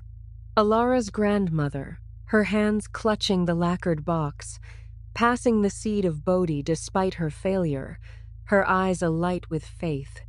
Zenshin, his ethereal form standing in the storm, his smile a beacon guiding them toward liberation. The timeless lesson revealed itself in layers, each revelation a golden thread weaving through the fabric of ignorance. The Buddha's smile was not passive, but active, a call to recollect the unborn mind, to recognize that ignorance was a fleeting shadow, the eternal light persisting through every cycle. Alara saw her grandmother's struggle anew, not as defeat but as sacrifice, her life a drop of rain that nourished the Bodhichild within her descendants. Leora understood her art as a timeless expression, each creation a koan that could awaken others if rooted in the unborn. Harlan glimpsed the limits of logic, the Buddha's smile inviting him to embrace the paradox of knowing through unknowing, a lesson that transcended his scientific boundaries. The card illuminated the continuity of their lineage, the unborn's light, an unbroken chain, each failure a step toward awakening, each moment of clarity a thunderclap echoing through eternity. The cavern's pool stilled, its surface now a perfect mirror reflecting the golden light of a timeless lesson. A submerged platform emerged, a stone altar rising as if summoned by the card's clarity, its surface etched with dragon scales that pulsed in rhythm with the deck. Atop it lay a sealed chest, its bronze surface inscribed with dragon eyes, the mandala artifact's hiding place, or so it seemed. But Silas's shadows surged, the alien spirits attacking with renewed fury, their forms now solid claws slashing through the air, eyes blazing with crimson fire, their whispers a deafening roar. The lesson ends here. The light is ours. The spirits materialized as past guardians, their faces contorted in agony, wielding weapons of shadow that struck at the trio's psychic defenses. Each blow igniting visions of failure, Alara's doubt consuming her, Leora's passion burning out, Harlan's logic collapsing into chaos. Alara, Leora, and Harlan stood in a circle, their breaths syncing with the prana from vibration, the Bodhichild flaring within as a unified force. Alara held thunder on a drop of rain aloft, its insight shattering the shadow's forms, each thunderclap dispersing their solidity into wisps of mist, revealing their fragility. A timeless lesson enveloped them in a golden aura, the Buddha's smile radiating through the storm, dispelling the spirit's assault with serene inevitability. The chest opened, revealing not the artifact but a final scroll, a map etched with intricate patterns, leading to the artifact's true location, a hidden sanctuary beyond the valley, guarded by a final riddle. What smiles through the storm, eternal yet unseen? The answer was clear: the unborn mind, the Buddha's timeless lesson. Silas's whisper lingered in the cavern's echoes, a venomous promise. The thunder fades, but my web remains. The spirits retreated, their forms dissolving into the pool's ripples, but the chamber's ambiance pulsed with residual menace, the rain above intensifying into a deluge that echoed like a warning. The revelations from the cards had transformed the trio Ilara's resolve, now a thunderous clarity, Leora's creativity, a timeless expression, Harlan's skepticism tempered by the eternal lesson. They pressed on, the scroll their guide, the unborn's light their shield, ready to face the sanctuary's final trial in their rain-soaked quest for the mandala artifact. Chapter 11. The Veil of Mara. The subterranean passage beyond the Valley of Echoes grew increasingly claustrophobic, its walls narrowing to a suffocating embrace, the air thick with the damp musk of ancient stone and the acrid tang of something unnameable, like the residue of forgotten desires festering in the dark.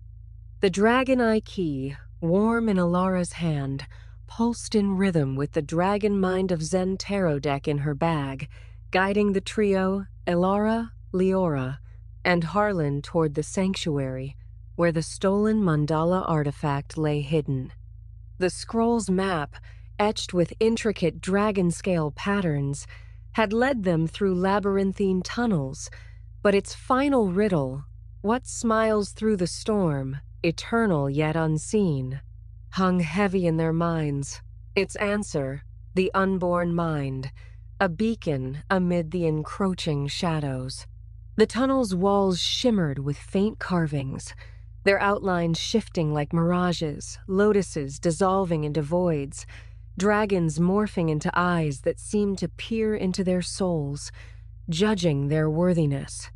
The Bodhichild within stirred, a radiant seed of enlightenment, yet the air carried a malevolent weight, as if Silas's web tightened with each cautious step, weaving a trap that threatened to ensnare their very essence. Leora's voice broke the oppressive silence, her tone defiant yet laced with unease. "This place feels like it's alive, waiting to swallow us whole." Her creative spark flickered, her eyes tracing the carvings as if seeking inspiration in their cryptic forms. Though her hands trembled slightly, betraying the strain of their journey, Harlan, his trench coat damp from the tunnel's seepage, adjusted his glasses, his flashlight beam jittering across the stone, casting jagged shadows that seemed to writhe. "It's just psychology sensory overload," he muttered, but his words rang hollow, his skepticism eroded by the temple's trials and the ghost's horrific possession. Alara led the way, her fingers brushing the key's dragon eyes, feeling their warmth as a tether to Zenshin's guidance. The power lies in your mind's focus. The tunnel's end loomed a jagged archway carved with serpentine forms, their scales glinting like obsidian knives, the threshold pulsing with a dark energy that made the air hum with menace, as if the very stone conspired against them. As they crossed into the sanctuary, the chamber unfolded into a surreal expanse, its walls lined with towering obsidian panels that reflected not light but distortions, twisting their forms into grotesque parodies that flickered in and out of existence. The floor was a hypnotic mosaic of black and gold, swirling in patterns that pulled at the edges of perception, threatening to unravel reality itself, like a dream teetering on the brink of nightmare. The air was heavy with a cloying sweetness, like overripe fruit laced with venom, and whispers slithered from the shadows, not words, but raw sensations, desires, fears, cravings that coiled around the heart, tightening like a noose. Alara's intuition screamed, a primal warning, as the deck warmed with urgent insistence, its black dragon eye mandala pulsing like a heartbeat in the gloom. "This is Silas's domain," she whispered, her voice multiplying in the chamber, echoing into a chorus of doubt that seemed to mock her resolve. The Bodhichild pulsed within, a counterpoint to the oppressive energy, urging her to draw and face the trial head-on. Alara shuffled the deck, the laminate rasping like dry leaves in the silent chamber, and drew Mara. The card's surface was a swirling vortex of crimson and black, a chaotic maelstrom that seemed to writhe under her touch, its silver script etched with an ominous weight, the collective force of desire and ignorance that seduces the mind into suffering. The card's energy hit like a tidal wave, a psychic assault that shook the sanctuary to its core. The obsidian walls pulsed violently, their distortions intensifying into vivid illusions that enveloped the trio in a dreamlike realm. The ground softened to mist. The air thickened with the intoxicating scent of jasmine and decay, and the chamber transformed into a shifting landscape of temptation, where reality bent to fulfill their deepest desires, only to twist them into traps of suffering. For Alara, the illusion materialized as an endless archive, shelves stretching into an infinite horizon, each book a perfect record of history, offering absolute control over chaos, a scholar's paradise, where every fact was cataloged, every mystery solved. She stepped forward, drawn to a glowing tome that promised answers to the mandala's secrets. But as her fingers brushed its spine, the archive morphed into a labyrinth of mirrors, each reflecting her failures. Missed opportunities, broken relationships, the weight of her isolation. The desire for control turned to craving, the shelves collapsing into chains that bound her wrists, pulling her toward a void of despair. Leora saw a boundless gallery, her paintings celebrated by adoring crowds, her creativity immortalized in vibrant hues that danced across the walls. But the colors bled, the canvases melting into pools of black ichor, the crowd's cheers turning to jeers, whispering her inadequacy, her art a fleeting illusion that crumbled into nothingness. Harlan faced a pristine laboratory, his theories validated by spectral peers, empirical certainty within reach, a scientist's dream realized.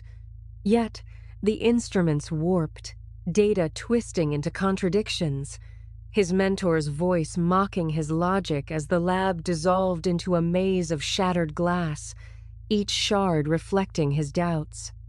The illusions were not mere visions, but visceral, seductive realities. Mara's veil weaving their deepest desires into tangible traps that pulsed with life.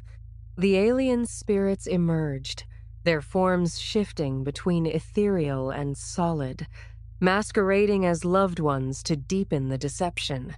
Alara saw her mother, her stern face softening into rare approval, offering a hand that radiated warmth but concealed claws of shadow. Leora beheld her lost lover, his eyes promising eternal devotion, his touch a siren's call that burned with cold fire. Harlan faced his old mentor, affirming his genius with a smile that hid glowing, predatory eyes. The spirits' voices were honeyed, a chorus of temptation.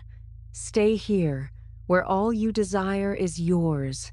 The quest is futile, the unborn a myth. Their presence was suffocating, each whisper feeding on attachment, draining the trio's resolve, their bodies weakening as if sapped by an invisible force, their breaths shallow, hearts racing with the allure of surrender. The sanctuary's air grew viscous, the illusions tightening like a noose, the obsidian panels reflecting infinite versions of their entrapment, each more seductive and torturous than the last. Alara's vision blurred, her mind teetering on the edge of surrender, the archive's promise of control almost overwhelming. Leora swayed, her gallery's fleeting glory pulling her toward oblivion, while Harlan clutched his head, the lab's false certainty threatening to shatter his rationality.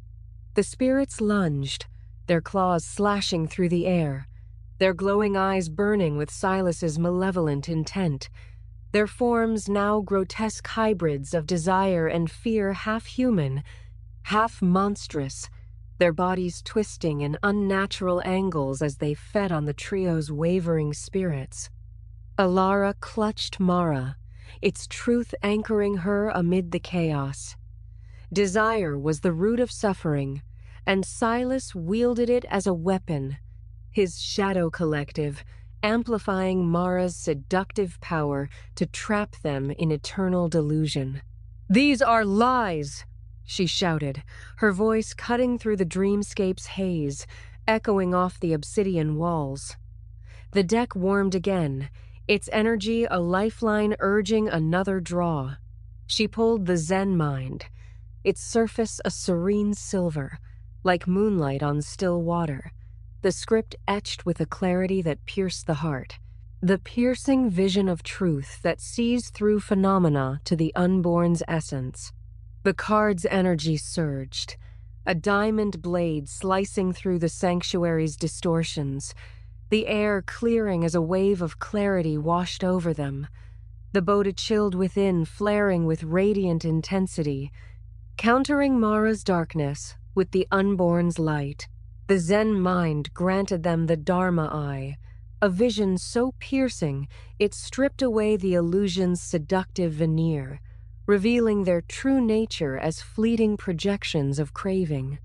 Alara's Dharma eye saw through the archive, its shelves dissolving into dust, her mother's figure revealed as a hollow puppet, its claws crumbling under scrutiny. the promise of control exposed as a skandha of mental formations, a trap of ego.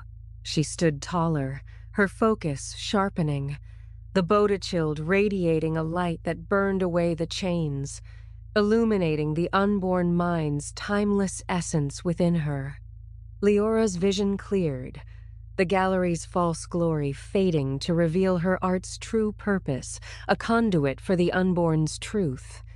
Each stroke a koan of awakening. Her lover's form dissolving into mist, its seductive whispers silenced by her resolve. Harlan, his rationality, now a tool rather than a barrier, saw through the lab's contradictions, his mentor's false face fracturing into shards of light, his dharma eye piercing the skandha of perception to glimpse the boundless clarity beyond logic. The sanctuary's illusions wavered, the obsidian panels cracking under the Zen mind's relentless clarity, their reflections now showing the trio's true selves integrated, resolute, their desires transcended by the unborn's vision. The spirits shrieked, their forms destabilizing into chaotic wisps, their crimson eyes dimming as the Dharma eye exposed their fragility. Elara held the Zen mind aloft, its silver light flooding the chamber, syncing with Leora and Harlan's prana, their unified focus a radiant force that shattered Mara's veil in a burst of brilliance. The sanctuary reformed, the obsidian panels reflecting only their faces, no longer distorted, the air clearing of its cloying sweetness, replaced by the faint scent of lotus and earth. A hidden gate emerged from the mosaic floor, its surface etched with dragon scales, glowing faintly as if awakened by their victory, leading to the artifact's final sanctuary. But Silas's voice echoed, a venomous whisper that slithered through the cracks. "You pierce one veil, but my web is endless. The mandala will be mine." The gate opened with a resonant hum, revealing a deeper passage lined with glowing mandalas, their light steady but fragile, hinting at the artifact's proximity. The alien spirits retreated, their forms dissolving into the shadows, but their lingering presence warned of Silas's final trap. Elara, Leora, and Harlan stood transformed, the Zen mind's piercing clarity anchoring them against Mara's seductive pull. The revelations had deepened their understanding. Desire was a chain, but the unborn mind's vision was the key, cutting through phenomena to reveal the eternal essence within. The Bodhichild within pulsed stronger, a seed nearing full bloom, their resolve fortified by the interplay of Mara's deception and the Zen mind's truth. With the gate open and the artifact within reach, they pressed on, the unborn mind their shield, ready to face Silas's final gambit in the quest's climactic storm. Chapter 12. The Black Dragon Rises. The air in the subterranean sanctuary grew colder, heavier, as Elara, Leora, and Harlan stepped through the dragon scale gate. Silas's venomous whisper, "My web is endless," lingering like a curse etched into the stone. The passage beyond was a serpentine corridor, its walls pulsing with faint, luminescent carvings of dragons and lotuses, their glow dim but resolute, as if waging a silent battle against an encroaching darkness that seeped from invisible fissures like black ink. The dragon eye key, warm in Elara's hand, hummed in rhythm with the Dragon Mind of Zen tarot deck in her bag, its black dragon eye mandala urging them toward the final sanctuary where the stolen mandala artifact awaited. The scroll's map, now crumpled and stained from their trials, had guided them through the Valley of Echoes, its riddle. What smiles through the storm? Eternal yet unseen, answered by the unborn mind. But the weight of Mara's veil and Silas's threats pressed heavier with each step. the air thick with a malevolent intent that seemed to breathe. Whispering doubts that coiled around their hearts like tendrils of shadow. Leora's voice, usually vibrant, was hushed, her eyes darting to the carvings, their shifting forms evoking half-formed visions of past guardians, their faces etched in stone with expressions of both triumph and defeat. "It's like we're walking into the dragon's lair itself," she murmured, her creative spark flickering with awe and unease, her hands clenching as if to grasp the fleeting inspiration in the air. Harlan, his trench coat streaked with tunnel grime, gripped his flashlight, its beam flickering as if the darkness resisted its intrusion, casting jagged shadows that writhed with purpose. "Or a trap," he muttered, his skepticism a fragile shield, eroded by the relentless trials of the temple, the ghost's possession, and Mara's seductive illusions. Elara led the way, her fingers tracing the key's dragon eyes, their warmth a tether to Zenshin's guidance. "The power lies in your mind's focus." The corridor widened abruptly, opening into a vast chamber that dwarfed all previous sanctuaries, its ceiling a vaulted expanse of jagged stalactites, glinting like obsidian blades under a sourceless, pulsating light. At its center stood a massive altar carved from black stone and etched with a colossal dragon eye mandala, its pupil a swirling void that seemed to peer into their souls, radiating both judgment and an ancient, unyielding promise. The chamber's ambiance was electric, the air vibrating with a low, resonant hum, like the prelude to a cosmic storm, charged with an energy that made the skin prickle and the heart race with anticipation and dread. The altar glowed faintly, its mandala pulsing in rhythm with the deck, but shadows coiled at the chamber's edges, their forms shifting alien spirits, their crimson eyes blazing with hunger, their whispers a chilling chorus that slithered through the air. "The light ends here." Ilara's intuition flared, a primal warning, as the deck warmed with urgent insistence, its black dragon eye mandala pulsing like a heartbeat in the gloom. She shuffled, the laminate rasping like a dragon's breath, each card sliding with a weight that echoed the chamber's gravity, and drew the Black Dragon. The card's surface was a fierce interplay of black and gold, its silver script evoking a defender of the true law, transcending the sensory-addicted mind, cutting through heretic misconceptions to find the gateless gate of perfection. The card's energy surged through her like a wildfire, igniting the chamber with a radiant clarity that set the altar's mandala ablaze, its golden light flaring into a blazing eye that banished the shadows momentarily, their grotesque forms shrieking as they retreated into the cracks, their cries echoing like shattered glass in a storm. A vision swept over the trio, shared through the Bodhichild's unified pulse, their consciousness merging into a single vessel of awareness, the unborn mind's essence binding them as one. They stood in a realm of radiant void, a boundless expanse where a colossal black dragon soared, its scales shimmering with golden light that rippled like molten sun, each scale a facet of eternal truth reflecting the unborn's purity. The dragon's presence was overwhelming, both fierce and serene, embodying the unborn mind's indomitable essence, its eyes twin mandalas of piercing truth that burned away all falsehoods with a gaze that saw through time itself. Its roar was a thunderclap that shattered illusions, its wings slicing through the sensory addictions, desires for control, cravings for glory, fears of failure that dissolved like mist before its radiant presence.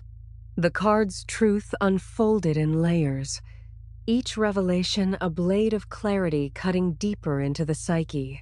The black dragon was the guardian of the true Dharma, its power unbound, its mission to sever the misconceptions that bind the mind to samsara's cycle.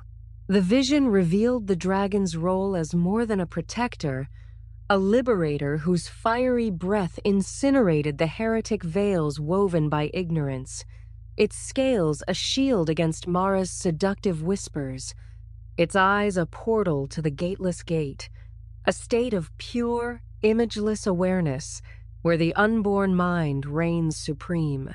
Alara felt the Bodhichild within flare, its radiance mirroring the dragon's fire. Her need for order transformed into a disciplined clarity that cut through doubt like a blade. Leora saw her creative passions purified, each artistic spark a reflection of the dragon's eternal truth, her paintings koans that could awaken others across time. Harlan, his rational barriers crumbling, glimpsed the dragon as a paradox, logic, and mystery united, his skepticism reshaped into a dharma eye that pierced phenomena, seeing the eternal beneath the temporal. The dragon's roar echoed Zenshin's teachings, its voice a resonant command, cut through the heretic veil. The light is yours to wield. The vision deepened, revealing Silas's lair, a dark mirror of the sanctuary, where he stood before the stolen mandala artifact, its fractured light pulsing under his corrupt touch, surrounded by alien spirits that fed on its tainted energy, their forms writhing in a grotesque dance of craving. The black dragon soared toward him, its light clashing with his shadows, exposing his web as fragile threads trembling under the weight of truth. The chamber snapped back into focus, the altar's mandala blazing with an intensity that lit the stalactites, casting golden reflections across the mosaic floor, each shard of light a testament to the dragon's power. The alien spirits regrouped, their forms solidifying into grotesque warriors, claws of shadow extending like jagged blades, eyes of crimson fire blazing with hunger, their bodies twisting in unnatural angles as they advanced with predatory grace.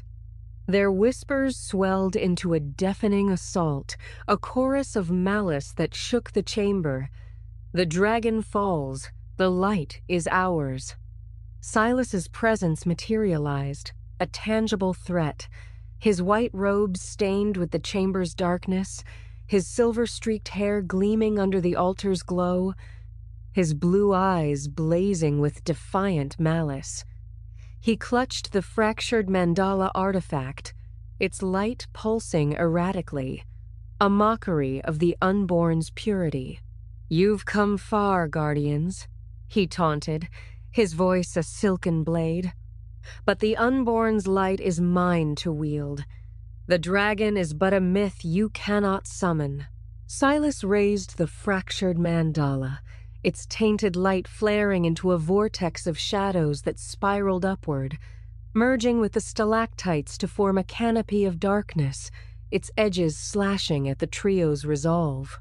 The alien spirits surged, their claws tearing at the air, their forms multiplying into a legion, each a distorted reflection of past guardians, their faces twisted with failure, their voices a cacophony of despair. "You cannot win. The light is lost."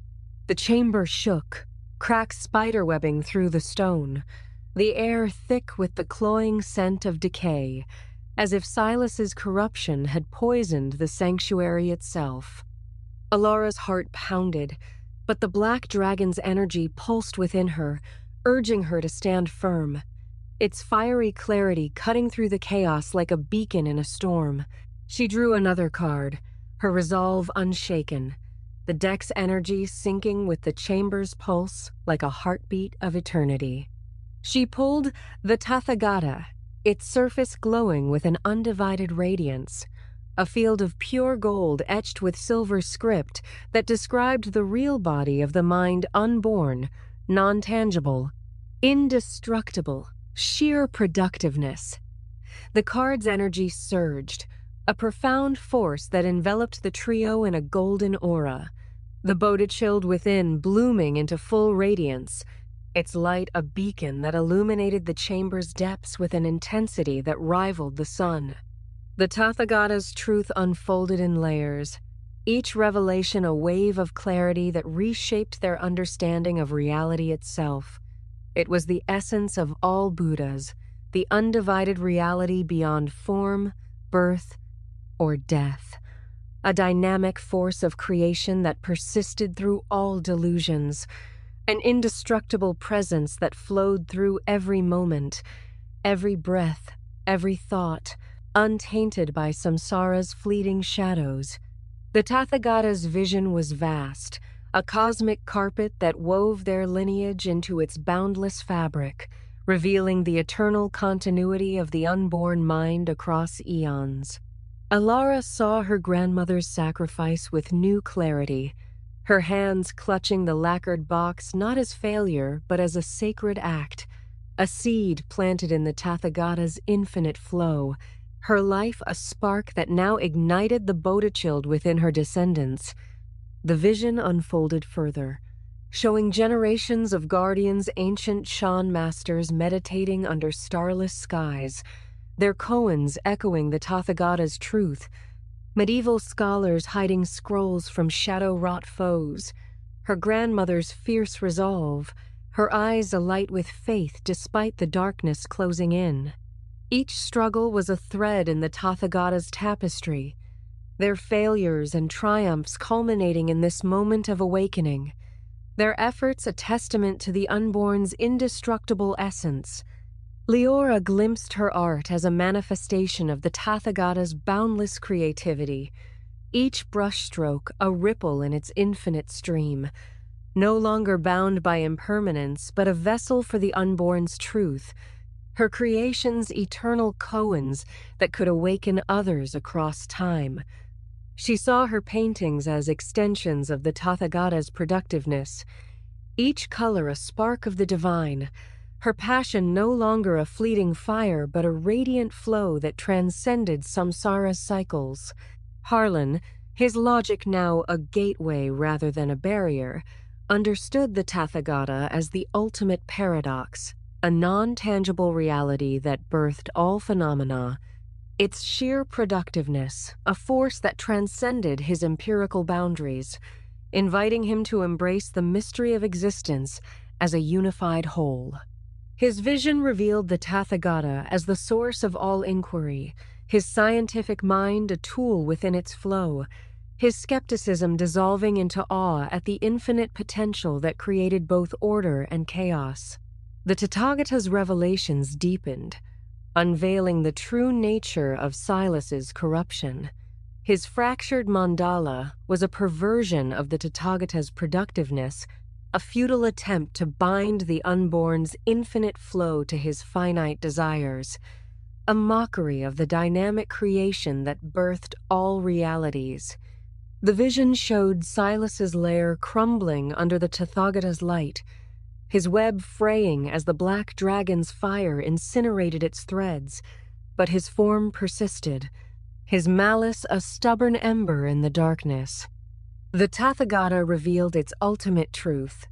It was not a distant deity, but the very essence within them, the Bodhichild's full bloom, their true nature as the undivided mind, indestructible and ever productive, capable of creating realities beyond Silas's grasp.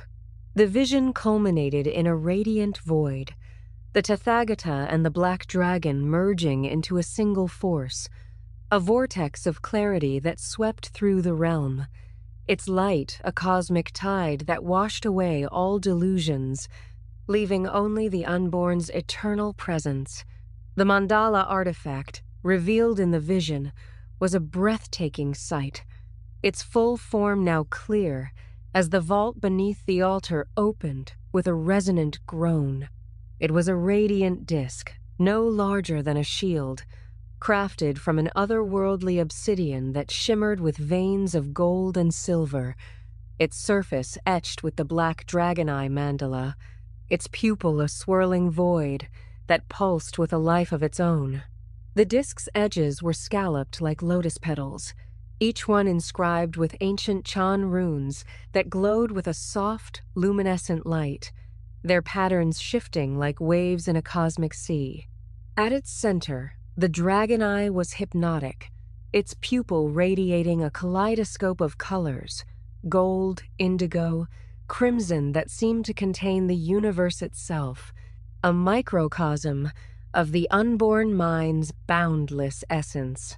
The artifact's presence was palpable, its energy a warm, pulsating hum that resonated with the deck, filling the chamber with a scent of lotus and starlight, as if the air itself had been sanctified by its awakening.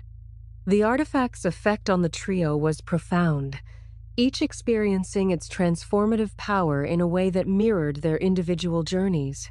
For Alara, the mandala's light was a revelation of her inner clarity, its radiance merging with the Bodhichild within, dissolving her lingering doubts and fears into a unified awareness that echoed the Tathāgata's indivisible nature. She felt her analytical mind expand, no longer bound by the need for control, but liberated into a dynamic flow of insight. Her purpose as a guardian solidified as she saw herself as a vessel for the unborn's light. Leora, her creative spirit ignited, experienced the artifact as a muse of infinite potential, its dragon eye inspiring visions of art that transcended time, each brushstroke a creation of the Tathāgata's productiveness. Her passion now a radiant fire that burned for the eternal rather than the fleeting.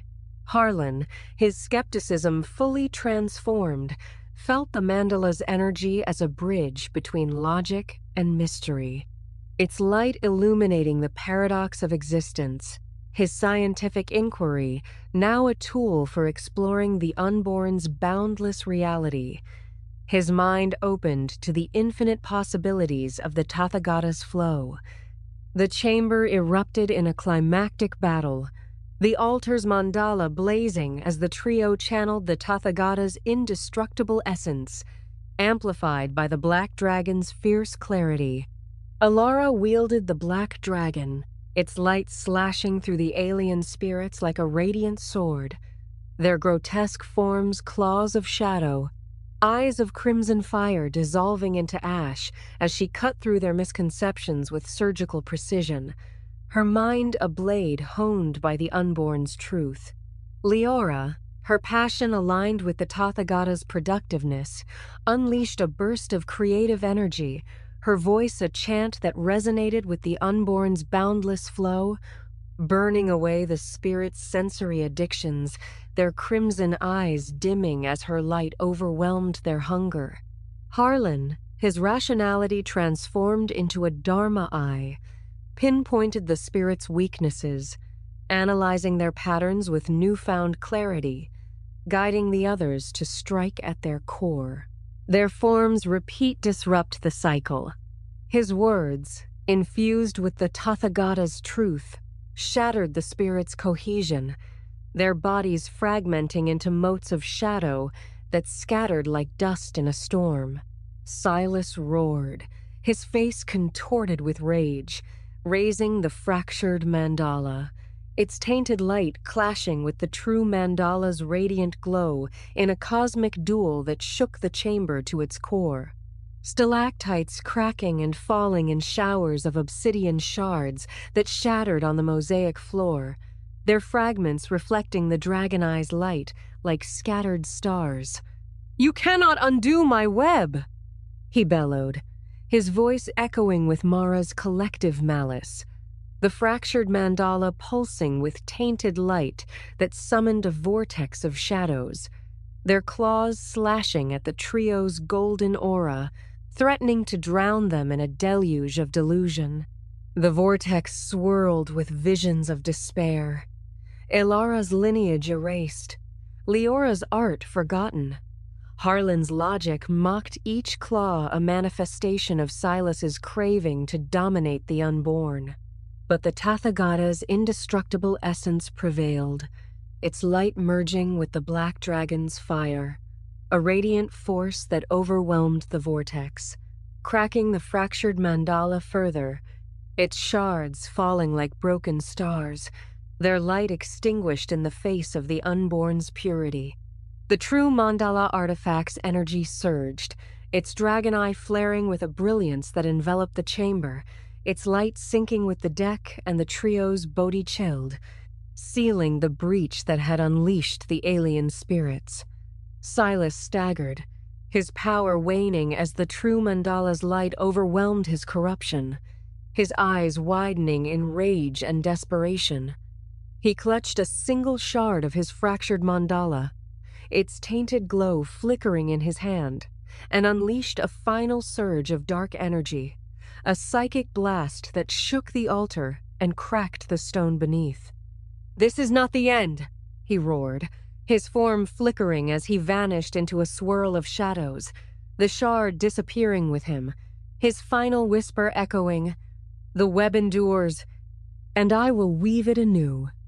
The alien spirits dissolved, their shadows retreating into the chamber's cracks, the air clearing of their oppressive weight, replaced by the serene scent of lotus and starlight, a testament to the true mandala's sanctity. The trio seized the true mandala artifact, its weight both physical and spiritual, its dragon eye pulsating with a warmth that resonated with their inner light. Elara felt its energy merge with her Bodhichild, her clarity now a radiant beacon, her purpose as a guardian solidified in the unborn's eternal flow. Leora's creative fire burned brighter, the mandala's inspiration transforming her art into a timeless expression of the Tathāgata's truth, her heart alight with purpose. Harlan, his mind opened to the paradox of existence, felt the mandala's light as a bridge to the infinite, his logic now a vessel for the unborn's boundless reality. The chamber calmed, the altar's mandala glowing steadily, a beacon of the unborn's triumph, but Silas's escape with the shard cast a shadow over their victory, a promise of one final trial. Elara, Leora, and Harlan stood transformed, the black dragon's fierce clarity and the Tathāgata's indestructible essence anchoring them in the unborn mind's radiant truth. The Bodhichild within had bloomed fully, their minds aligned with the gateless gate, their resolve fortified for the final reckoning. The mandala artifact pulsed in their hands, a sacred charge to protect, its dragon eye a mirror of their own awakened vision, but Silas's lingering shard hinted at a darkness yet to be faced, a web still woven in the shadows beyond. Chapter 13. Now and Liberation. The subterranean sanctuary's glow lingered as Elara, Leora, and Harlan clutched the true mandala artifact, its radiant disk pulsing with the black dragon eye, its light a beacon of the unborn mind's triumph. The chamber's air was thick with the scent of lotus and starlight, the colossal dragon eye mandala on the altar casting golden reflections across the mosaic floor, each shard of light a testament to their victory over Silas's shadows. Yet his final whisper, "The web endures, and I will weave it anew," hung like a shadow, a promise of one last assault, its venom seeping into the cracks of their resolve. The true mandala artifact, a radiant disk of obsidian veined with gold and silver, its dragon eye pupil swirling with cosmic hues, hummed in their hands, resonating with the Dragon Mind of Zen tarot deck in Elara's bag, its black dragon eye mandala urging them to prepare for the final trial. The scroll's map had led them to this sacred chamber, but the fractured shard Silas had taken hinted at a lingering darkness, a web yet to be unraveled. Elara led the way out, her resolve fortified by the Bodhichild's full bloom within, its radiant seed now a blazing fire of clarity that burned away doubt. Leora followed, Her creative spark aligned with the unborn's truth, her eyes fierce with determination despite the toll of their trials, visions, possessions, and battles that had tested their spirits. Harlan, his trench coat tattered, his skepticism transformed into a dharma eye, gripped his flashlight, its beam steady but his face etched with unease, the weight of Silas's threat palpable. "That shard," he muttered, his voice low. "It's like a virus. Silas isn't done. We need to seal this now." The corridor ascended, its walls pulsing with faint carvings of dragons and lotuses, their glow dimming as if the sanctuary's light waned under an unseen threat. The air grew heavy, charged with a psychic static that prickled their skin, the scent of earth mingling with a metallic tang, like blood before a storm. The chamber's ambiance shifting from sacred to foreboding. As they neared the surface, the tunnel opened into a vast, circular chamber, its walls lined with cracked mirrors that reflected distorted fragments of their journey, Alara's archive, Leora's gallery, Harlan's lab, all warped into grotesque parodies that flickered in and out of existence. At the center stood a stone plinth, its surface etched with a smaller dragon eye mandala, pulsing faintly as if awaiting the true artifact's placement to seal the breach forever. But the chamber vibrated with menace, the mirrors shimmering as shadows coalesced, alien spirits materializing with crimson eyes and claws of smoke that writhed like living tendrils. Silas's presence erupted, his form no longer flickering but solid, his white robes tattered and stained with the chamber's darkness, his silver-streaked hair wild, his blue eyes blazing with a desperate, feral hunger. He clutched the fractured mandala shard, its tainted light pulsing erratically, a dark heart fueling his final assault. "You think you've won?" he sneered, his voice a venomous blade slicing through the air. "The Unborn's light will bow to me, and your world will drown in my web."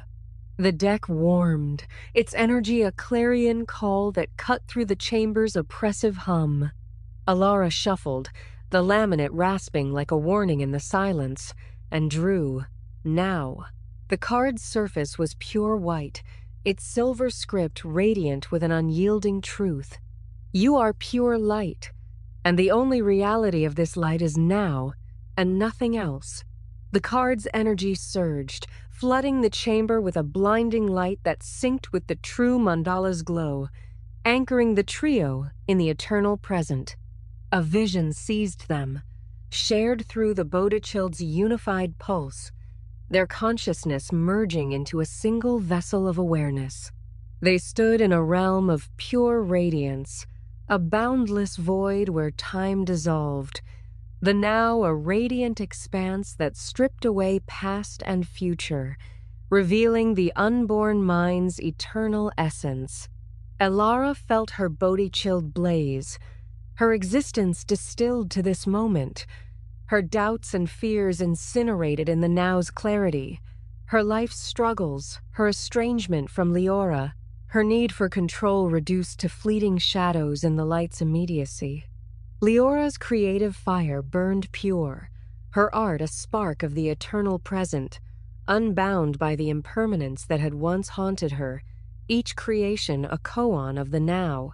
Harlan, his logic now a vessel for truth, saw the now as the ultimate reality, his skepticism transcended by the light's immediacy, his analytical mind embracing the paradox of existence without time.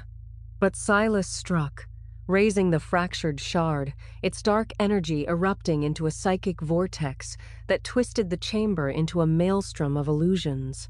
The mirrors reflected infinite nightmares, Ilara's lineage erased in a flood of forgotten documents, Leora's art consumed by flames of obscurity, Harlan's theories mocked into oblivion by spectral critics. The alien spirits surged, their claws slashing through the air, their whispers a deafening assault. The now is a lie. Surrender to the web. Silas's power was ferocious, the shard amplifying his malice, his form growing larger, almost godlike, as he channeled Mara's collective darkness, his eyes glowing with a hunger that threatened to consume the chamber itself. He lunged at Harlan, the weakest link in their psychic chain, his claw-like hand gripping the psychologist's throat, the shard's tainted light searing into him like a brand. "Your doubt fuels me," Silas roared, and Harlan gasped, his flashlight clattering to the floor, his body convulsing as the shard's energy drained his life force, his eyes dimming with a flicker of defiance, his face contorted in pain but resolute. Ilara screamed, her voice raw with desperation, as she drew another card, her resolve a blazing fire against Silas's darkness. Liberation. Its surface glowed with a serene silver, its script proclaiming freedom from suffering's chains, the cessation of craving that binds the soul to samsara's wheel. The card's energy merged with now, a dual force that enveloped the trio in a golden aura, the Bodhichild radiating liberation's truth. To be free is to shut the outflows of desire, to abide in the unborn's eternal light. The vision deepened, showing the Tathāgata's radiant void, where craving dissolved into nothingness, liberation a state of pure being beyond the skandha's grasp. Ilara channeled this truth, her voice rising in a mantra that echoed through the chamber. "We are the now. We are free." Leora joined, her chant a creative fire that burned away the illusions, her light merging with the true mandala's glow, her voice a resonant hymn that wove their resolve into a display of defiance. Harlan, fighting Silas's grip, rallied with his last strength, his dharma eye piercing the shard's darkness with a clarity born of liberation. "You're just projection!" he gasped, his voice strained but unwavering, his analytical mind dissecting Silas's patterns even as his body faltered. With a final surge of will, he seized the shard from Silas's hand, his fingers trembling as he plunged it into the plinth's dragon eye mandala. The true mandala artifact flared in response, its radiant disk erupting in a blinding cascade of light gold, indigo, crimson its dragon eye pupil swirling with cosmic intensity, sealing the breach with a thunderous pulse that shook the chamber. Silas shrieked, his form fracturing as the shard shattered into dust, his body dissolving into ash, his web collapsing under the unborn's radiant truth. The alien spirits wailed, their forms disintegrating into motes of shadow, their crimson eyes extinguished in the light's overwhelming embrace. But the cost was catastrophic. Harlan collapsed, his life force drained by the shard's final assault, his body crumpling to the mosaic floor, lifeless, his eyes closed in a serene stillness that belied the violence of his end. Ilara and Leora fell to their knees beside him, their screams echoing in the chamber, a raw, guttural wail of grief that shattered the mirrors into shards, their reflections fracturing into 1,000 pieces. Ilara's hands shook as she clutched Harlan's face, his skin cold, his dimple no longer softened by a smile. "Harlan, no," she sobbed, tears streaming down her face, her heart a chasm of remorse, the weight of his sacrifice crushing her. She saw every moment they'd shared college debates over coffee, his skeptical quips, his reluctant embrace of the unborn now lost to the void, his absence a wound that bled with every heartbeat. Leora's cries joined hers, her creative fire dimmed by grief, her hands gripping Harlan's coat as if to pull him back. "He believed in us. He saw the truth. He can't be gone." Her voice broke, her tears mingling with Alara's, their shared sorrow a torrent that threatened to drown them in despair. The chamber's light dimmed, the true mandala's glow softening as if mourning, its dragon-eye pupil pulsing faintly, a silent witness to their loss.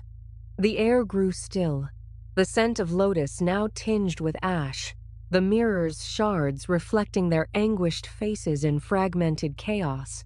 Alara's remorse was a visceral weight, her mind replaying Harlan's final act, his defiance, his sacrifice, each moment a knife twisting in her heart.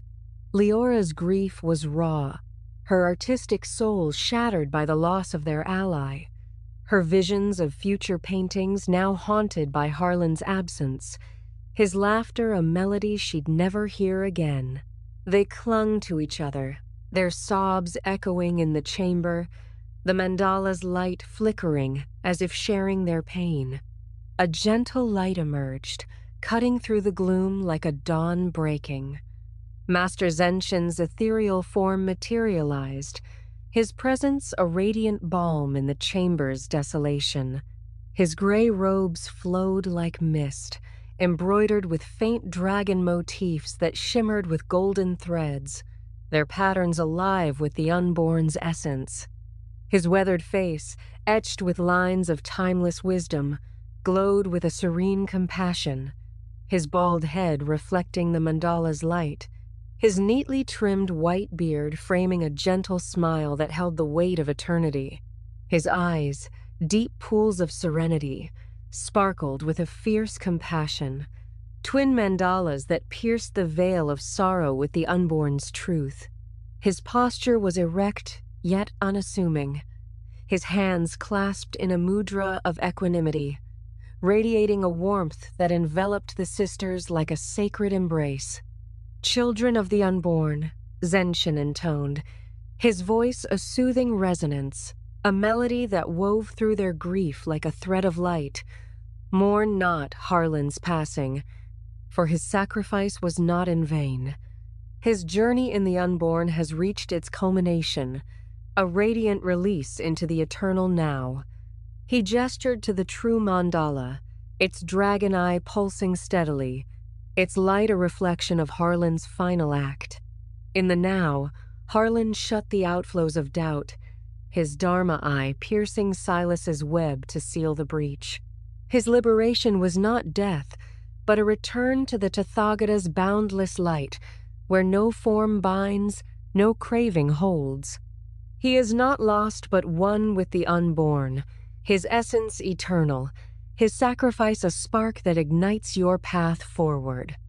Zenshin's words unfolded with novel depth, a philosophical tapestry that reframed Harlan's death as a transcendent act. Harlan's journey was to bridge the known and the unknown, he continued, his voice resonant with the Unborn's clarity. His skepticism was his chain, yet he forged it into a key, unlocking the now's pure light. In his final act, he embodied liberation, ceasing the craving that fuels Mara's web. His sacrifice was the culmination of his awakening, a radiant drop in the Unborn stream, flowing forever in the Tathāgata's boundless embrace. The mandala flared as if in agreement, its cosmic hues gold, indigo, crimson swirling in its dragon-eye pupil, reflecting Harlan's eternal presence in the Unborn. Alara and Leora wept, their remorse a tidal wave, but Zenshin's words pierced their grief, offering a lifeline of insight. Alara reflected on his teaching, her heart heavy with loss but stirred by the Unborn's truth. Harlan's sacrifice was not a defeat but a victory, his light eternal in the now, his courage a spark that fortified her resolve. She saw his face in the mandala's glow, his dimple, his reluctant belief now part of the Unborn's boundless reality, a testament to the cessation of suffering. Leora's sorrow mingled with inspiration, her creative fire reigniting as she envisioned paintings that captured Harlan's light, each stroke a koan of liberation, honoring his sacrifice through art that reflected the Unborn's eternal truth. "He gave everything," she whispered, her voice trembling, "and now we carry it forward." As Zenshin began to dissolve, his form shimmering into motes of golden light, his smile lingered, a final gift of compassion. "The Unborn holds you all," he whispered, his voice fading into the chamber's silence, "and Harlan's light shines within you." The sisters clung to his words, their reflection deepening as the mandala's glow steadied, its dragon eye a mirror of their transformed resolve. Alara felt the Bodhichild within pulse stronger, her grief tempered by clarity. Harlan's death was a liberation, his light eternal in the now, guiding them forward. Leora, her tears drying, vowed to weave his sacrifice into her art, a timeless tribute to the Unborn. The chamber calmed, the mirror's shards reflecting their united strength, the true mandala artifact, a sacred charge in their hands. Silas was destroyed, his web shattered, but the cost weighed heavy, their path forward illuminated by the Unborn's light, tempered by loss, and fortified by Harlan's eternal presence. Epilogue. Beyond the veil.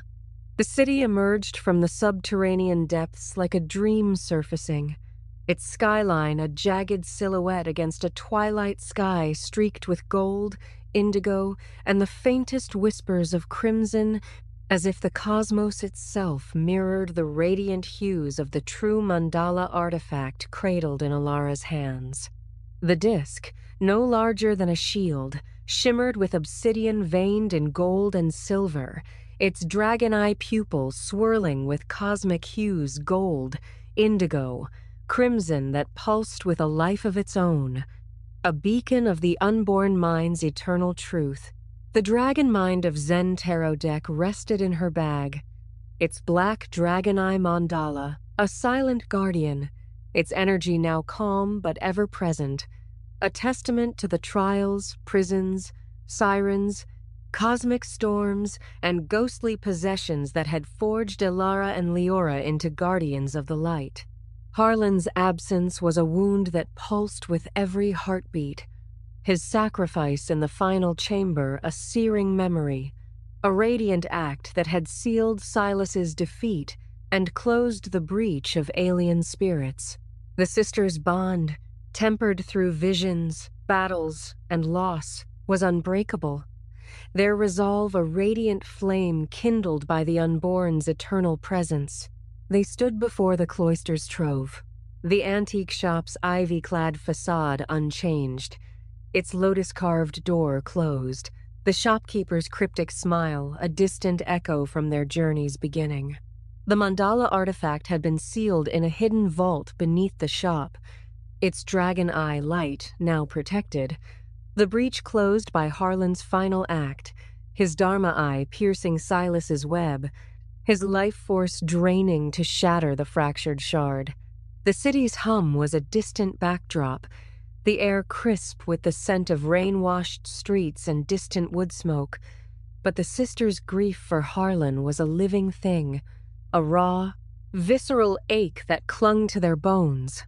Alara's fingers traced the mandala's dragon eye, its warmth a reminder of Harlan's courage, his reluctant belief transformed into a radiant sacrifice that had secured their victory. Leora's eyes, red-rimmed but fierce, reflected the twilight's glow, her creative fire burning to honor Harlan through art that captured the Unborn's light, each envisioned canvas a koan of his eternal presence.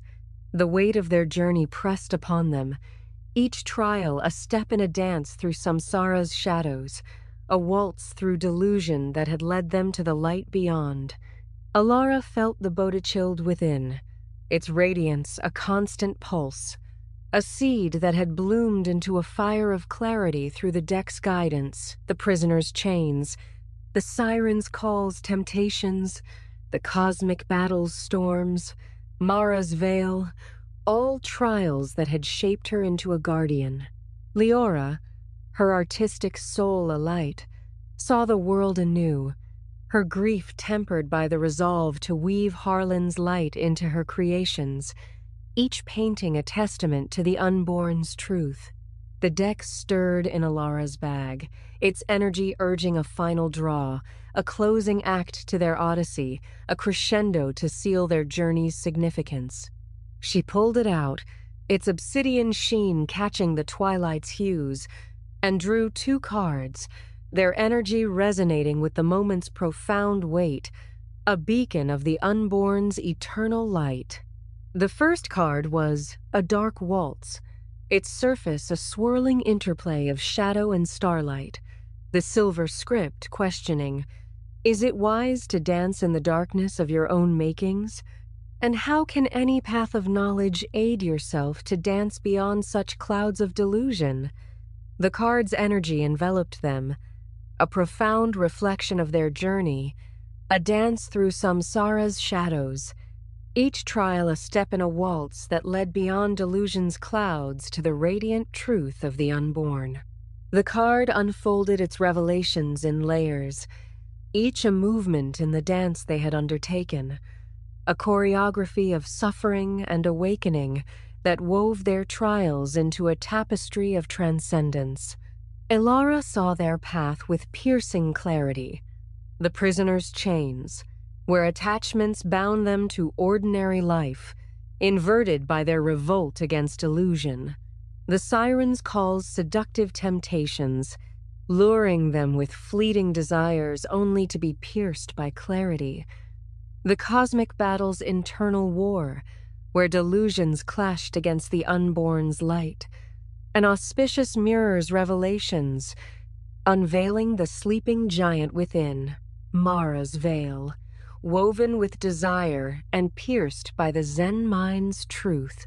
Each trial was a step in the Dark Waltz, a rhythm of suffering that demanded they move beyond delusion, their feet guided by the unborn's light through the clouds of samsara.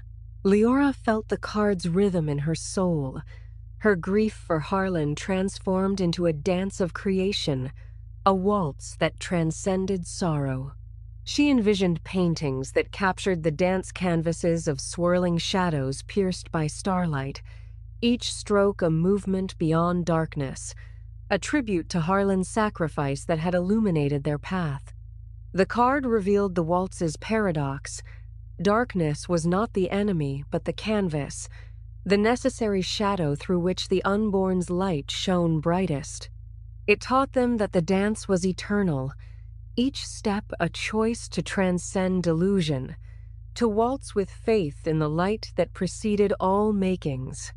The card's energy resonated with the mandala artifact, its dragon eye pulsing in sync, affirming their journey as a sacred choreography, their trials, a dance that led to liberation. The waltz was not a solitary act, but a universal rhythm, inviting all seekers to step beyond the clouds, to dance with the unborn's truth, a movement that echoed Harlan's final light, his sacrifice a radiant note in the eternal melody. The second card was Faith in the Unborn, its surface glowing with a serene gold, its silver script urging, "Have faith in the light that enables the present mind to conceive innumerable images." The card's energy surged, a radiant assurance that enveloped the sisters, its light merging with the mandala's glow, a testament to the unborn's eternal presence that had guided them through every trial. The card unfolded its revelations with profound depth, a call to trust in the light that had carried them from the first draw of "I am always there" to the black dragon's rise. It spoke of Harlan's faith, his final act a testament to the light that had transformed his skepticism into liberation, his essence now one with the unborn's boundless radiance. Alara felt the Bodhichild within pulse stronger, its light a beacon that affirmed her faith in the unborn, the eternal source that had pierced Silas's web, from the prison of attachments to the Veil of Mara. Leora saw her art as a vessel for this faith, each creation a reflection of the Unborn's light, a timeless tribute to Harlan's sacrifice that would awaken others, each canvas a spark in the eternal stream. The card's truth deepened, revealing the Unborn as the source of all images, the radiant void that enabled the mind to conceive reality itself, a light that preceded all delusion, all suffering, all loss. It was not a distant deity, but an ever-present essence, the eternal now that birthed their journey, their trials, their triumphs. The card taught them that faith in the Unborn was not blind belief, but active trust, a surrender to the light that illuminated every moment, every breath, every thought. Harlan's faith had sealed the breach, his Dharma eye piercing the fractured shard's darkness, his sacrifice a radiant drop in the Unborn's stream that illuminated their path forward. The mandala artifact pulsed in Alara's hands, its dragon eye reflecting the card's golden light, a mirror of their faith, a sacred charge that bound them to the Unborn's eternal truth. The card's revelations wove Harlan's legacy into their resolve, his light a guiding star that shone through their grief, affirming that liberation was not an end, but a continuation, a faith that transcended the temporal and embraced the eternal. Their grief for Harlan surged anew, a tidal wave of remorse that threatened to drown them. Alara's tears fell, her heart aching for the friend who had debated her into the night, his skeptical quips now silent, his dimpled smile a memory etched in the Unborn's light. She saw his journey, his resistance, his growth, his final act of liberation as a radiant arc that had saved them, his sacrifice a wound that pulsed with every heartbeat. Leora's sobs joined hers, her artistic soul shattered by the loss, her visions of future paintings haunted by Harlan's absence, his laughter a melody forever stilled. They clung to each other, their tears mingling, their bond a fortress against the pain, the mandala's warmth a reminder of Harlan's courage, its dragon eye, a mirror of his Dharma eye that had pierced the darkness. As they stood, a young woman approached, her silhouette emerging from the twilight shadows of the old quarter, her presence a quiet intensity that seemed to resonate with the mandala's light.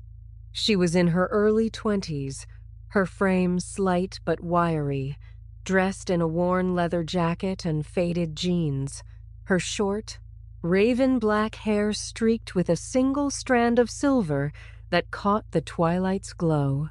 Her eyes, a deep amber flecked with gold, burned with a restless curiosity, searching for answers in the city's chaos, their gaze both vulnerable and resolute, as if she had wandered through her own shadows and emerged seeking more.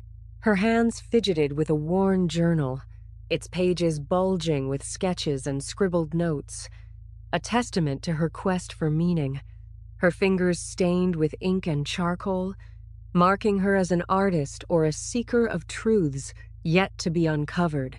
Her face bore faint scars, subtle lines that hinted at battles fought perhaps not with spirits, but with the inner demons of doubt and despair, yet her posture was upright, her steps deliberate, drawn to the shop as if by an unseen thread, a new guardian in the making.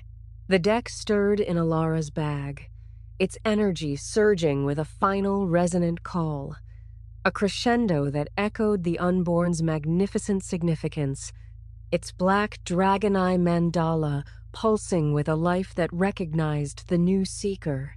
Alara approached her, her heart heavy with grief but radiant with purpose, and extended the deck, its obsidian sheen catching the twilight's hues, its warmth a sacred charge that seemed to hum with the Unborn's light. "This is yours now," Alara said, her voice a blend of sorrow and certainty, trembling with the weight of their journey. It's a guide to the unborn mind's light, a path through darkness that demands everything, your fears, your desires, your very self, but it will lead you beyond the veil. To the truth that shines eternal. Leora stepped forward, her voice steady despite her tears, her eyes reflecting the mandala's glow. It's a dance through shadows, she added, but the light is always there, guiding you. Honor it, as we honor our friend who gave his life for it. The woman's amber eyes widened, a spark of recognition igniting within them as she accepted the deck, her fingers trembling as they brushed the black dragon eye mandala, its pulse syncing with her own heartbeat. She clutched the deck to her chest, her journal falling to the ground, its pages fluttering open to reveal sketches of dragons and lotuses, as if her soul had already glimpsed the unborn's truth. I feel it, she whispered, her voice soft but resolute, a vow forming in her gaze as she looked from the deck to the sisters, a silent promise to carry the light forward. The act of passing the deck was a concluding crescendo, a sacred transfer that reverberated with the deck's magnificent significance, a conduit to the unborn mind, a radiant void that illuminated all seekers, its power to awaken the Bodhichild, a legacy that transcended time, space, and sorrow.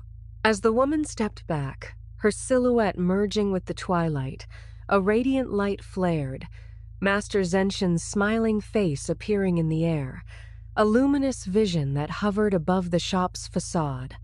His features were serene, etched with timeless wisdom, his eyes twin mandalas of compassion that pierced the veil of twilight, his smile a radiant beacon that carried the unborn's eternal truth. "The dance continues," he intoned, his voice a resonant melody that wove through the air, carrying the scent of lotus and starlight, a final gift that echoed in the sisters' hearts.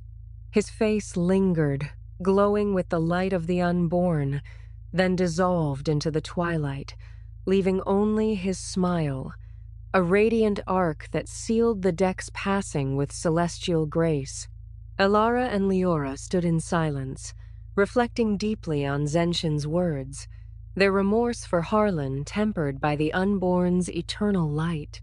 Elara saw their journey as a dark waltz, each trial a step that led beyond delusion, their faith in the unborn, a beacon that illuminated Harlan's sacrifice, his light eternal in the now, guiding them to live with clarity and purpose. Leora envisioned her art as a continuation of this dance, each creation a testament to the light Harlan had become, a radiant flow that would awaken others, her canvases koans of liberation. Yet, a faint whisper lingered in the air, a shadow of Mara's enduring influence. The web is broken, but darkness persists. The sisters exchanged a glance, their bond a fortress, their faith in the unborn unyielding. The mandala artifact, sealed in the vault, pulsed with the dragon eye's light, a sacred charge they had protected, its truth a mirror of their own awakening. They turned from the shop, their hearts heavy with loss but radiant with purpose, ready to dance beyond the veil, forever guided by the unborn's light that Harlan had become. The deck's magnificent significance, a radiant legacy in the hands of a new seeker, inviting all to waltz through the shadows to the eternal truth of the unborn mind.